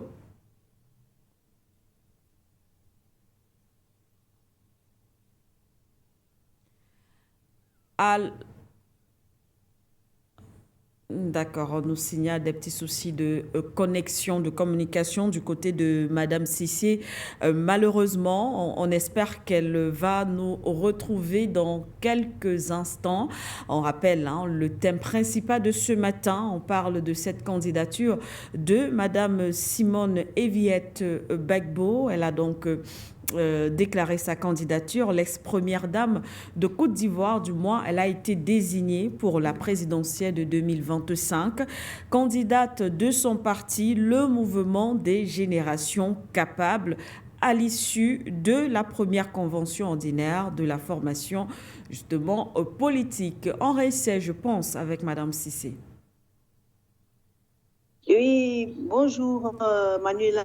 Bonjour. Bonjour aussi à tous les spectateurs. Je vais saluer d'abord la mobilisation exceptionnelle à Gaboukou en faveur du président Laurent Gbagbo pour dire que le président Laurent Gbagbo reste et demeure un acteur majeur de la politique en Côte d'Ivoire. Il reste un acteur incontournable de la politique en Côte d'Ivoire. D'ailleurs, j'aimerais dire au monsieur Sylvain de Gobou, que vous avez appelé sur le plateau. Je ne savais pas qu'il était désormais le porte-parole de Cuibière, du président de la CEI. Le président de la CEI a fait un revirement spectaculaire, disant que au début, le président Laurent Gbagbo ne serait pas candidat. Après, il revient, il dit qu'il faut gérer ça avec, comment dirais-je, par convenance. Pour dire quoi? Pour celui qui comprend le français et qui met les émotions de côté, ça veut dire que le cas du président Laurent Gbagbo sera traité. Ce sera traité pour éviter que, de façon politique. Donc, il faut mettre des fois les émotions de côté et puis venir faire des analyses politiques. C'est de ça que nous avons besoin. En Côte d'Ivoire, il y a des fois la mauvaise foi a pris le dessus sur tout. Voilà pourquoi nous nous trouvons dans cet imbroglio inutile qui ne fait que créer des problèmes aux Ivoiriens. Vous ne pouvez pas être là, aller au retour du président Laurent Gbagbo, aller à l'aéroport, et puis il y a un incident majeur, un incident fâcheux, qui s'est passé à l'aéroport quand Mme Simone Gbagbo partait accueillir le président Laurent Gbagbo quand il revenait de la haie. Sous le prétexte fallacieux que le président Laurent Gbagbo ne l'aurait pas accueilli, n'aurait pas réservé l'accueil qu'il fallait, elle revient, elle crée un parti politique. Nous disons quoi? On ne crée pas un parti politique comme ça du jour au lendemain. Soit le parti politique existait et il fallait un prétexte pour le créer, ou alors c'est de la mauvaise foi dans tous les sens. Elle vient, elle crée un parti politique. Mais Manuela, tout cela arrive pourquoi? Parce qu'on lui avait dit que le président Laurent Gbagbo allait mourir à la haie. C'est tout ça. Tout ce que vous voyez, tous ces débandades, tous ces gens qui parlent, qui racontent des inepties sur les réseaux sociaux, sur les plateaux politiques, tout cela arrive parce qu'on lui avait dit que le président Laurent Gbagbo ne rentrerait pas en Côte d'Ivoire. Maintenant qu'il est rentré, il vient déjouer tous les plans qu'ils avaient mis en place. Sinon, tout le monde veut que tous les Ivoiriens, c'est ce qu'on se bat pour ça, que celui qui veut être candidat, il soit candidat. C'est ce que nous voulons, c'est ce que nous avons. Le président Laurent Gbagbo même se bat pour ça. Mais en réalité, il y a un spectateur qui a dit qu'est-ce qu'elle vaut, qu'est-ce qu'elle pèse. Quand vous avez créé un parti, c'est comme le violeur qui tombe amoureux de son violeur. Aujourd'hui, le président Laurent Gbagbo tend la main pour dire que tous ceux qui veulent le départ de Dramane Ouattara en 2025 de me rejoindre. Voilà des gens qui disent qu'ils sont de l'opposition, qui ne le rejoignent pas et qui vont aller tout créer un parti politique, lancer l'appel de Benoît au même endroit et qui sont rejoints par le PDCI et par BFD. Ça a tout son sens là, vous comprenez? Personne n'est dupe aujourd'hui. Voilà des gens qui roulent pour le pouvoir. On ne doit plus se cacher. Voilà des gens qui roulent pour le pouvoir. C'est connu. Et le pouvoir le dit. Ils sont avec nous au propre comme au figuré. En tant que tel, quand elle dit qu'elle vient en politique, elle fait sa candidature. C'est à quel but? C'est dans quel but? En fait, c'est pour venir distraire les gens. C'est pour venir fatiguer, embêter les gens. De toute façon, c'est des gens, ils pèsent 1%, 0%. On a vu le grand Vaudier, paix à son âme. 1%, 2%. Comment dire, Mamadou Koulibaly, 2%. C'est le même, sera le même scénario que Simone Gbagbo. Elle ne pèse rien.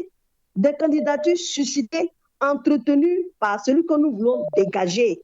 Il faut avoir une autre façon de faire la politique. Quand on vous invite sur les plateaux, venez dire ce qui est. Venez dire la vérité. Ne venez pas parler de vos émotions et puis vos problèmes internes là. Il faut arrêter ça. La Côte d'Ivoire a trop souffert. Le président Laurent Gbagbo a été jugé. Et en tant que tel, nous n'accepterons pas que des gens se mettent là avec la casquette du RDA. Ils n'ont pas le courage comment dirais-je, d'assumer les appartenances politiques du RDA et ils viennent là, ils osent dire que oui, il ne sera pas sur les listes électorales. Vous n'êtes pas de la CEI, vous n'êtes pas non plus du Conseil constitutionnel. Donc, en tant que tel, ce n'est pas à vous de dire que le président Laurent Gbagbo ne sera pas candidat. Je vous informe que le président Laurent Gbagbo sera candidat. Ce n'est pas à vous de le dire. Et c'est ainsi parce que vous, il se trouve que vous avez la casquette non seulement du RDA, mais je ne sais pas la casquette de quoi vous portez, mais chaque fois qu'on vous a vu sur un plateau, vous n'avez pas autre combat, c'est le combat contre le président Laurent Gbagbo. Vous nous aurez sur votre chemin, monsieur. Si vous n'avez pas autre chose à faire, je vous informe que tous les Ivoiriens, tous les Ivoiriens sont pour le président Laurent Gbagbo. En 2010, on vous a fait croire, on a intoxiqué l'esprit ivoirien, leur disant qu'un candidat ne peut pas gagner une élection tout seul. Le Robert Bougie l'a dit, le président Laurent Gbagbo, face à Dramane Ouattara, face au président Bédié, a gagné les élections au premier tour, on l'aimait. Et ça, si on ne veut pas l'accepter, c'est qu'on a de mauvaise foi. Mais c'est grave ce que vous dites. Le président Laurent Gbagbo a gagné une élection. Et hier, il a dit au meeting qu'il sera candidat et il va gagner les élections. Oui, nous sommes d'accord avec toi, Gbagbo. Tu vas gagner les élections. Il faut que tu viennes prendre le pays parce que nous souffrons. Et ça ne plaît pas. Je ne sais pas qu'est-ce que les Ivoiriens veulent. Qu'est-ce que vous voulez? Voilà quelqu'un qui a mis le pays dans un état, dans le délitement total. Et des Ivoiriens, non des moindres, un guerrier. Vous qui avez vécu 1000 morts en une journée, ceux-là qui viennent sur les plateaux, qui racontent, je ne sais pas qu'est-ce qu'ils ont. Merci Manuela. Madame Cissé, merci pour cette contribution. Je pense qu'on va refermer avec Madame Yao. Madame Yao, Madame Fromager. Madame Fromager, toutes nos excuses. Bonjour, Madame Fromager. Je suis Madame Fromager. Je vous appelle de la Côte d'Ivoire. Je salue le Standard. Je salue vos invités. Manuela Siké, vous savez, je salue ma sœur Cissé qui vient de parler. Hein. Vous savez, Madame Manuela Siké, je suis vraiment... Seigneur Jésus, vous savez, moi je suis une femme, je suis féministe. Ce qui s'est passé à l'aéroport, j'ai déploré cela. Le lendemain même, j'ai appelé et j'ai dénoncé. Mais écoutez, c'est leur vie privée. Hein? C'est leur vie privée. Le président Laurent Gbagbo et Simone Eyivé. Et je vous rappelle, for you, ne jouez pas le jeu des médias mensonges. Simone, elle n'est plus Gbagbo, elle est Eyivé. Ne mettez pas la confusion dans la tête des Africains et des Ivoiriens. Elle est candidate. Le président Laurent Gbagbo, il est candidat. On ne peut pas avoir deux Gbagbo. Quand on va voter, c'est pour tromper les gens. Elle n'est plus Gbagbo. Elle est Simone Eyivé. Qu'elle se construise avec son nom Eyivé. Vous comprenez? Simone, cette dame que nous avons aimée, que nous respectons, mais elle nous montre qu'elle n'est pas politicienne. Elle n'est pas une femme de caractère. Elle n'est pas une femme de conviction. Elle et Gbagbo ne sont pas nés ensemble. Ils se sont connus politiquement et puis ils se sont aimés. Ils se sont mariés. Ils ont eu des enfants. Là, le divorce n'est pas une fatalité. quand ça ne va plus, on se sépare. C'est ce qui a été fait. Nous avons déploré ce qui s'est passé à l'aéroport, mais on ne peut pas s'appuyer sur ça et puis continuer de faire comme si de rien n'était dans le pays. Vous comprenez? Et puis, Simone, qu'est-ce qu'elle a fait? C'était un complot. C'est parce qu'elle a effacé cette vidéo-là qui était sur sa page. Quand elle allait à l'aéroport, avec ce qui s'est passé, pendant que nous étions en train de pleurer, parce qu'on dit, mais pourquoi humilier une femme? Mais elle a fêté chez elle ce jour à la maison. Ça voulait dire quoi? Elle a fêté. On a gagné, on a gagné. Elle a gagné quoi? Celle qui venait de se faire humilier, c'était un montage, c'était un complot contre le président Laurent Gbagbo. Vous comprenez? Simone est en train de confirmer les bruits qui courent dans les couloirs. Elle confirme. Parce que elle était en prison avec le président Laurent Gbagbo. Elle est sortie, elle a été amnistiée, cette dame-là. Mais quand elle est sortie, elle a été amnistiée. Le président Laurent Gbagbo, le gouvernement dit que, comme il est devant les tribunaux, il n'est pas concerné. Mais automatiquement, s'il est acquitté, il fait partie de ceux qui sont amnistiés, parce que ce sont les faits qui sont effacés. Ce ne sont pas les individus qui sont amnistiés. Mais l'injustice qui frappe le président Laurent Gbagbo jusqu'à aujourd'hui. Vous avez entendu cette femme-là parler de ça? C'était à sa sortie au début, elle disait, nous allons faire, rendons-nous notre Gbagbo. Après, c'est allé où? C'est allé où? Elle n'a plus jamais parlé de ça. Elle fait partie des gens qui ne veulent plus voir le président Laurent Gbagbo dans la politique. Elle est consort, Blé Goudé et ce debout qui est sur votre plateau. Est-ce que l'injustice qui frappe le président Laurent Gbagbo, cette dame-là parle de ça? Est-ce qu'elle demande à ce que le président Laurent Gbagbo soit inscrit sur la liste électorale? Non, ça ne fait pas partie de sa tasse de thé parce qu'elle sait dans quel calcul elle est. Il ne faut pas que le président Laurent Gbagbo soit inscrit sur la liste électorale. Comme ça, nous autres panafricains, on sera obligés de la voter peut-être par défaut. C'est son calcul, mais ça ne va pas prendre. Elle pèse quoi, cette femme? Elle pesait parce qu'elle était avec le président Laurent Gbagbo. Une femme difficile, une femme qui n'aime pas les gens. Si c'est, tu as oublié, nous on a vécu quelque chose chez elle à la maison. En 2020, pendant la désobéissance civile, nous avons cotisé. Moi seul, j'avais donné 200 000. Les autres avaient cotisé, nous avons eu de l'argent. Nous sommes allés lui donner pour soigner les blessés de la désobéissance civile. Est-ce qu'elle a parlé de cet argent-là à Michel Gbagbo qui gérait cette structure-là? Elle n'a pas fait cas. Elle n'a même pas mis ça sur son compte. Elle n'a même pas parlé de ça sur sa page. Et ce jour-là, tu as oublié ce qu'on avait vécu là-bas? Ce jour-là, on avait compris que cette femme ne faisait plus partie du FPI d'alors. Elle était en train de créer son mouvement contre le président Laurent Gbagbo. Moi-même, j'ai fait parole là-bas ce jour-là avec des gens. S'ils écoutent For You Media, ils vont se rappeler de ce que j'ai dit.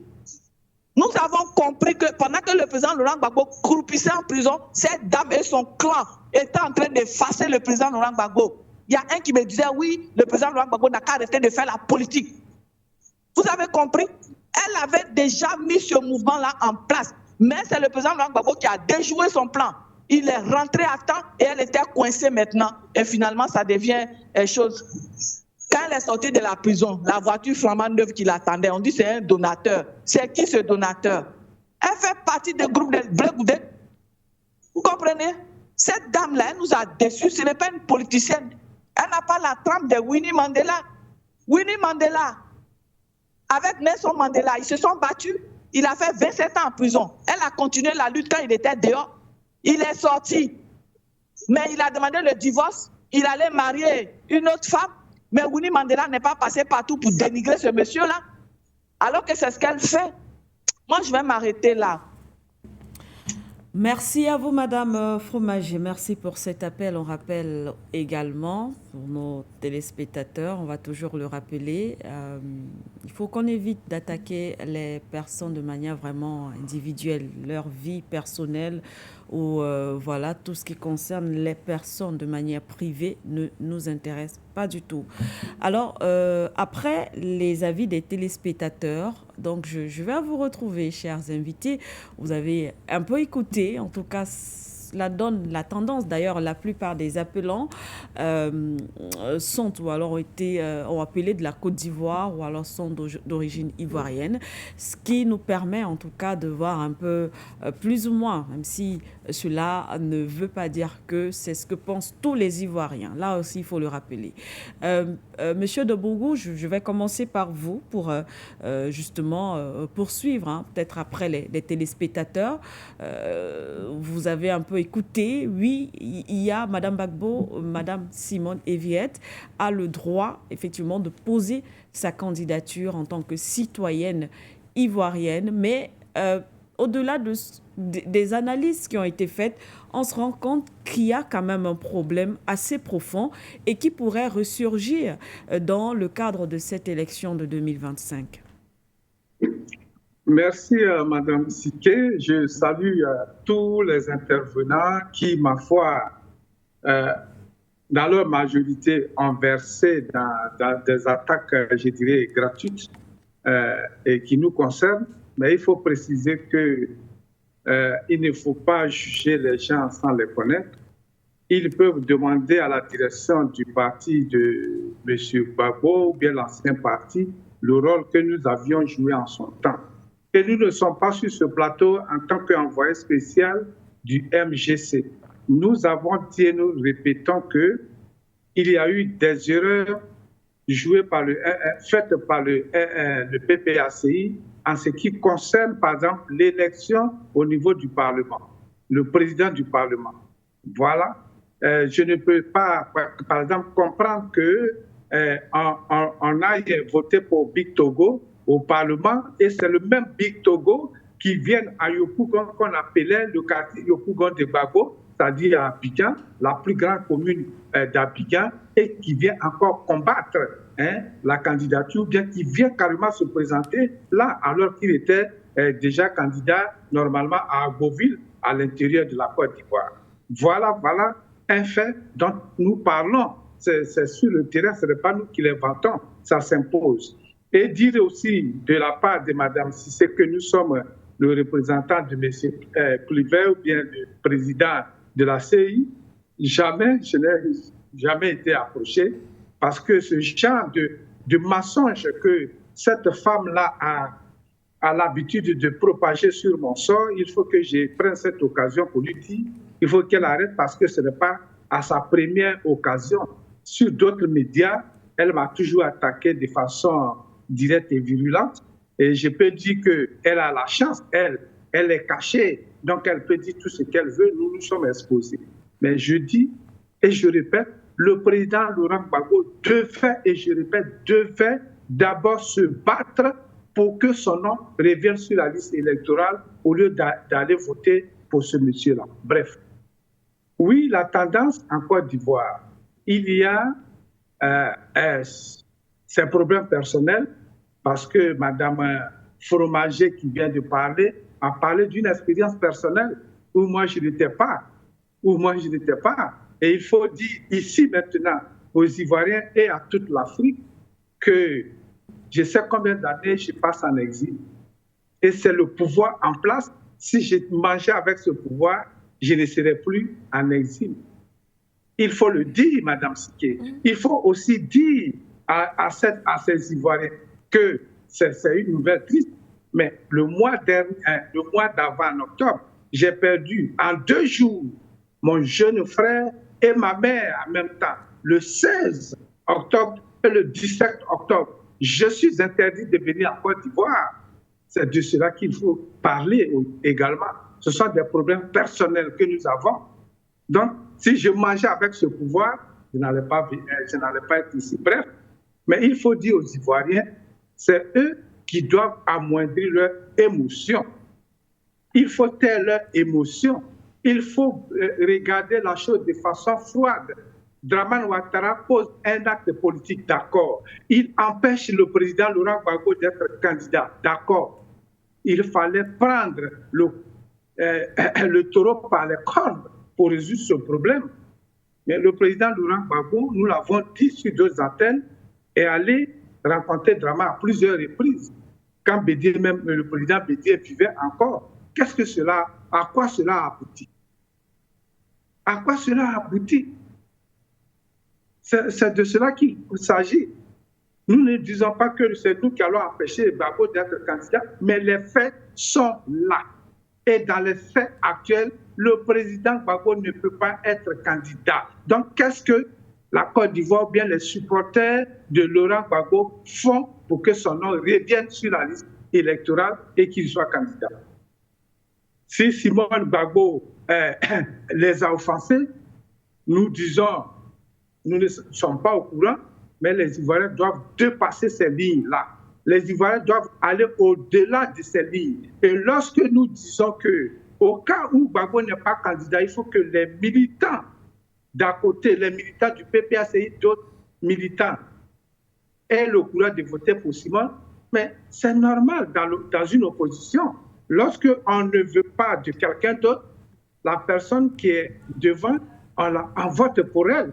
Si réellement nous voulons construire cette Côte d'Ivoire de paix, cette Côte d'Ivoire où il n'y a plus, je dirais, de ségrégation, j'allais même dire, entre les riches et les pauvres, les plus pauvres, cette Côte d'Ivoire que Alassane Dramane Ouattara a installée sous son règne.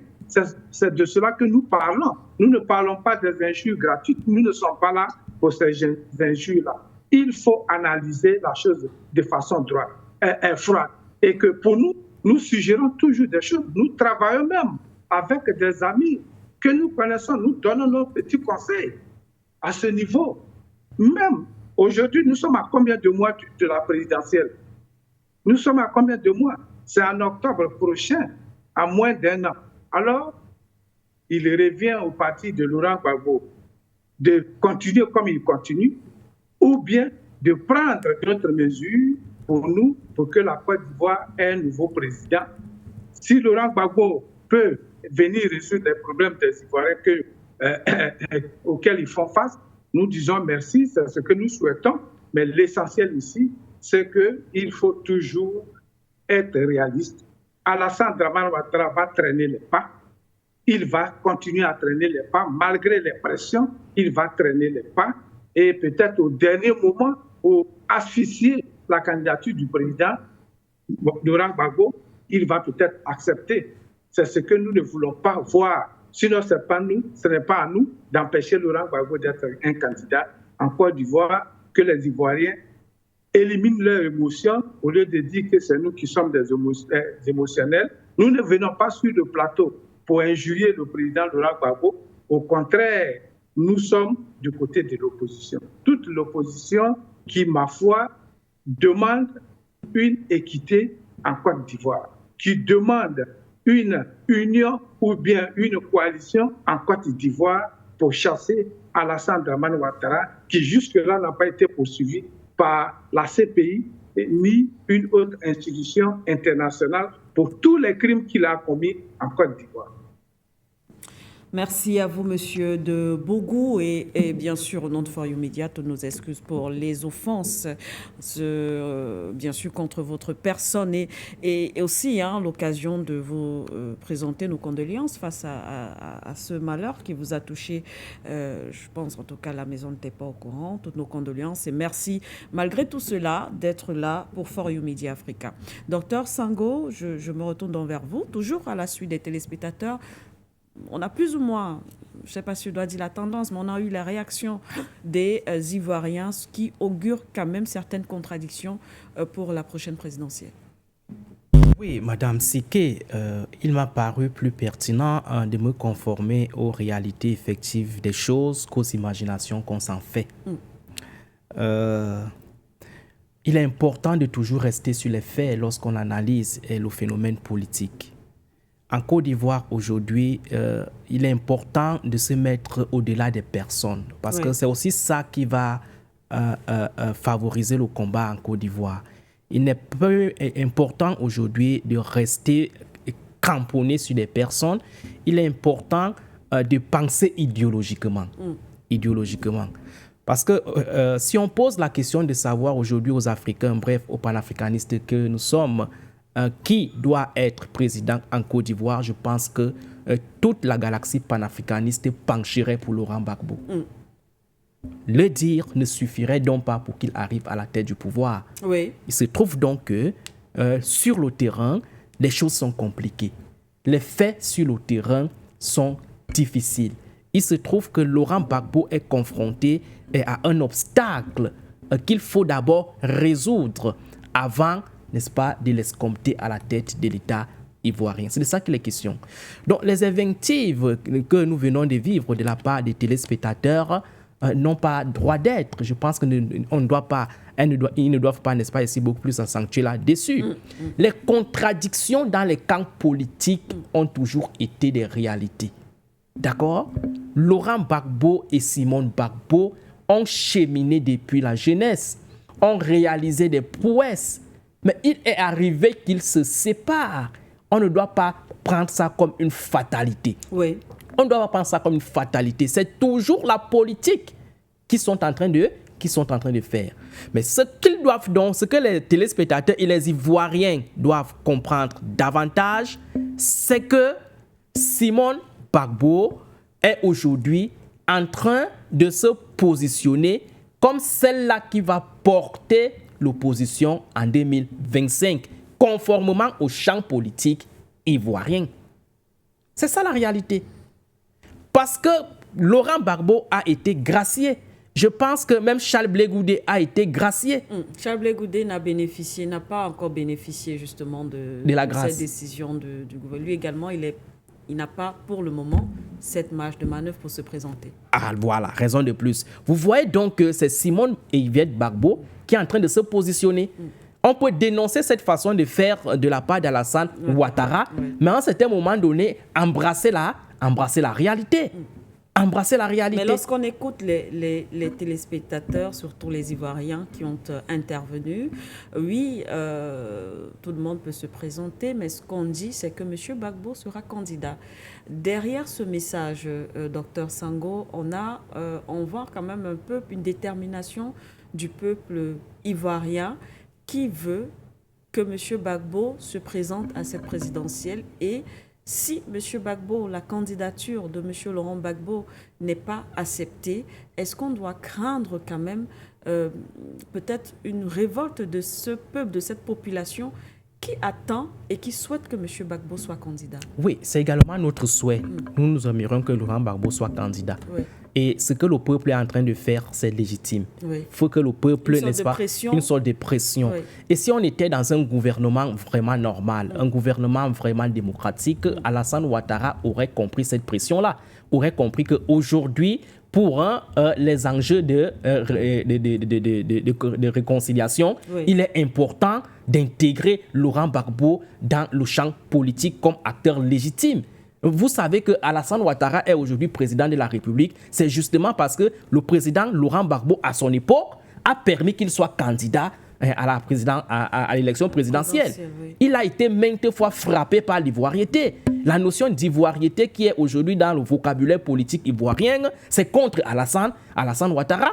Après la mort de Houphouët-Boigny, Bédié a développé cet élément pour l'écarter politiquement. C'est lorsque Laurent Gbagbo arrive au pouvoir en 2000 qu'il permet donc, à travers les accords de Linus Marcoussi, que Alassane Ouattara soit candidat à l'élection présidentielle. Voilà donc lui-même, il se retrouve face à l'histoire, face aux faits historiques. Pourquoi est-ce qu'il ne peut pas remettre l'ascenseur à Laurent Gbagbo maintenant qu'il se trouve au même endroit et dans le même contexte que l'était Laurent Gbagbo à son époque? C'est ça qui fait la difficulté aujourd'hui. On voit donc que Alassane Ouattara n'est pas comme Laurent Gbagbo. Il n'est pas conciliateur. Ce qui l'importe, c'est son pouvoir. Et on comprend cela parce qu'il est, n'est-ce pas, ici porté par une galaxie qui est totalement dénoncée aujourd'hui par les panafricanistes. On voit qu'il est beaucoup plus l'élément de la France-Afrique. C'est-à-dire, il est agi par des personnes beaucoup plus qu'il n'agit par lui-même.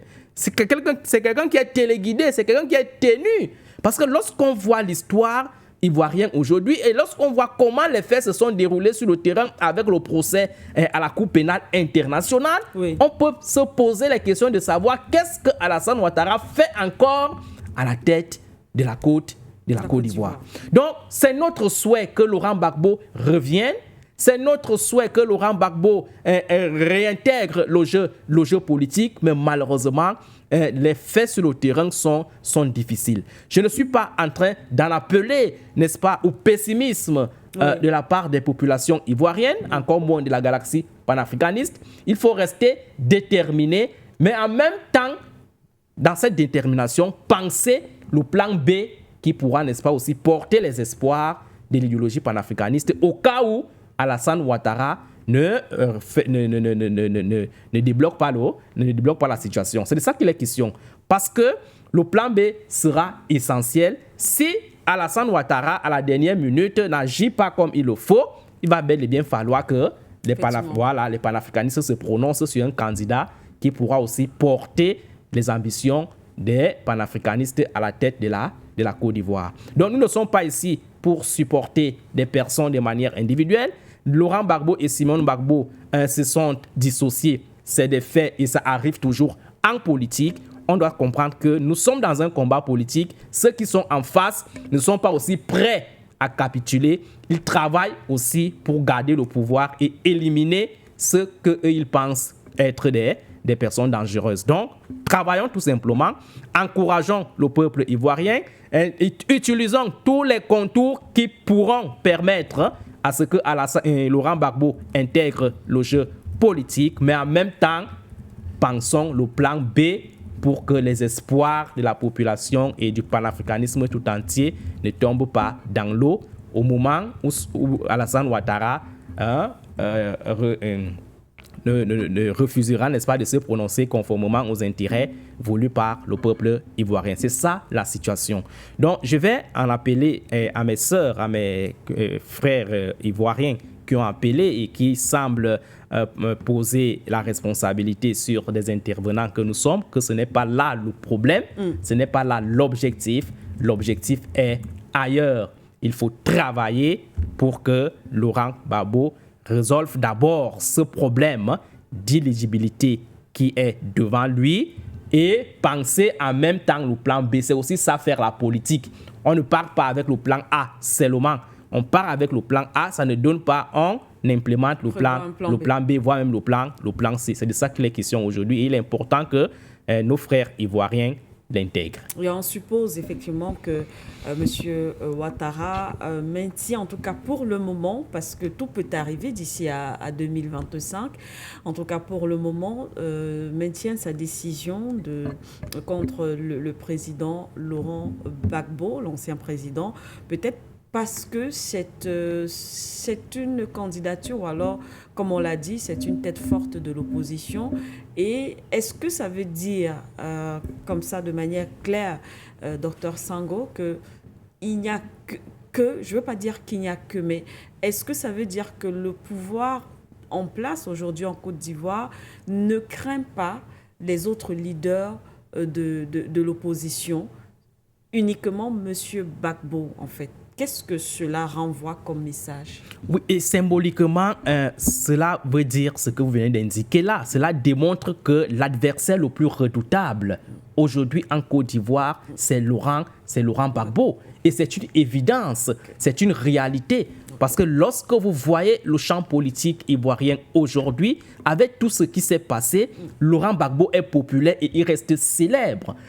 Son parti politique qui vient d'être créé là a déjà une assise territoriale bien constituée, contrairement à Simone et Yvette, qui n'a pas de députés, qui n'a pas de conseillers sur le plan territorial. Donc en réalité, en posant une telle action, le pouvoir en Côte d'Ivoire est conscient de ce qu'ils sont en train de faire. Il est question de mettre de côté quelqu'un qui dérange. C'est de ça qu'il est question.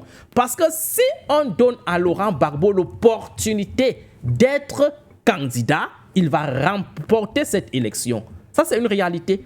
Il sera difficile au président Alassane Ouattara de faire les tripatouillages, comme ils ont souvent l'habitude de le faire, compte tenu de la détermination de la population, compte tenu des médias et de la conjoncture même internationale. Parce qu'il faut rappeler et mettre en exergue les propos de Bourgi, qui a dit dernièrement que c'est Laurent Gbagbo qui avait gagné les élections lors de la présidentielle de 2010-2011. Oui. Ce n'est pas politiquement neutre. Ça ne peut pas passer sans causer des effets. Ça démontre qu'aujourd'hui, même du côté, n'est-ce pas, des turiféraires de la France-Afrique, il y a une sorte d'inquiétude en ce qui concerne Ouattara. Oui. Ces patères, ces pères de la France-Afrique sont en train de s'interroger maintenant. Ils se posent les questions de savoir est-ce qu'il n'est pas temps peut-être de voir aussi la situation de Ouattara. Donc il y a cette conjoncture internationale très importante qu'il faut également convoquer lorsqu'il faut lire l'actualité ivoirienne aujourd'hui. Donc Laurent Gbagbo, en réalité, Alassane Ouattara a compris qu'il est question de ne pas lui donner la chance d'être candidat parce que si sa candidature est retenue d'office, les choses vont changer sur le terrain. En même temps, en privilégiant une telle action de la part du pouvoir en place, je pense que ce pouvoir est en train de poser les germes de la crise post-électorale bis de 2010-2011. Parce que on voit que le peuple aujourd'hui ne sera pas prêt d'accepter cette façon de faire, d'accepter l'écartement de Laurent Gbagbo. Oui. Le peuple peut aussi prendre la route de la rébellion, même s'il ne faut pas promouvoir la rébellion. Mais il faut savoir que la rébellion et les rues sont des outils qui sont souvent utilisés par un peuple qui n'arrive pas à faire accepter ses intérêts de la part du gouvernement. C'est légitime pour un peuple de descendre dans la rue et de demander ses droits lorsque le gouvernement ne lutte pas pour ses droits et pour ses devoirs. Donc moi je pense qu'en réalité, Alassane Ouattara doit comprendre que en posant des actions qu'il est en train de poser, ça risque de provoquer ce qu'on appelle en sciences politiques les effets pervers. Et l'un des effets pervers le plus probant, c'est de replonger la Côte d'Ivoire dans une crise post-électorale bis qui a fait 3000 morts en Côte d'Ivoire. Est-ce qu'on a besoin encore de 3000 morts en Côte d'Ivoire aujourd'hui, justement parce qu'il y a des élections? Je pense que c'est des questions qui doivent soulever et interpeller des données à penser dans les têtes des leaders africains aujourd'hui. Les élections ne doivent plus être des moments de meurtre. Les élections ne doivent plus être des moments de peur et de phobie de la part des populations et du peuple africain. On doit comprendre et enseigner aux autres que l'Afrique peut aussi s'organiser et choisir ses dirigeants conformément aux principes de la démocratie sans que certaines puissances occidentales ne s'y mixent. Donc moi, je suis de ceux qui pensent que Alassane Ouattara a une grande et lourde responsabilité. Oui. Il est face à l'histoire de son pays. Il doit comprendre cela et se raviser, mettre l'intérêt de la Côte d'Ivoire au-dessus de ses calculs politiques. Il a quand même fait 2 mandats à la tête de la Côte d'Ivoire. Le président Laurent Gbagbo n'a même pas eu la chance d'en faire 2. Si son objectif était d'exercer le pouvoir politique après Houphouët-Boigny, je pense qu'il a atteint cet objectif et maintenant il doit comprendre qu'il est important de mettre l'intérêt général de la Côte d'Ivoire au-dessus de ses intérêts personnels qui, jusque-là, ont déjà été atteints. Donc c'est très important. Il est face à l'histoire et il doit comprendre que le destin de la Côte d'Ivoire, l'avenir de la Côte d'Ivoire est entre ses mains et il n'a aucun droit d'hypothéquer cet avenir à cause de ses intérêts personnels. Merci à vous une fois de plus, Dr Sango. Merci à Monsieur Sylvain de Bogou. Merci d'avoir été avec nous ce matin. Merci à nos téléspectateurs, téléauditeurs et auditeurs d'avoir été aussi avec nous depuis le début de ce programme. On vous souhaite donc une très belle matinée, très bon début de semaine. Restez en compagnie des programmes de Royaume Media Africa. À demain.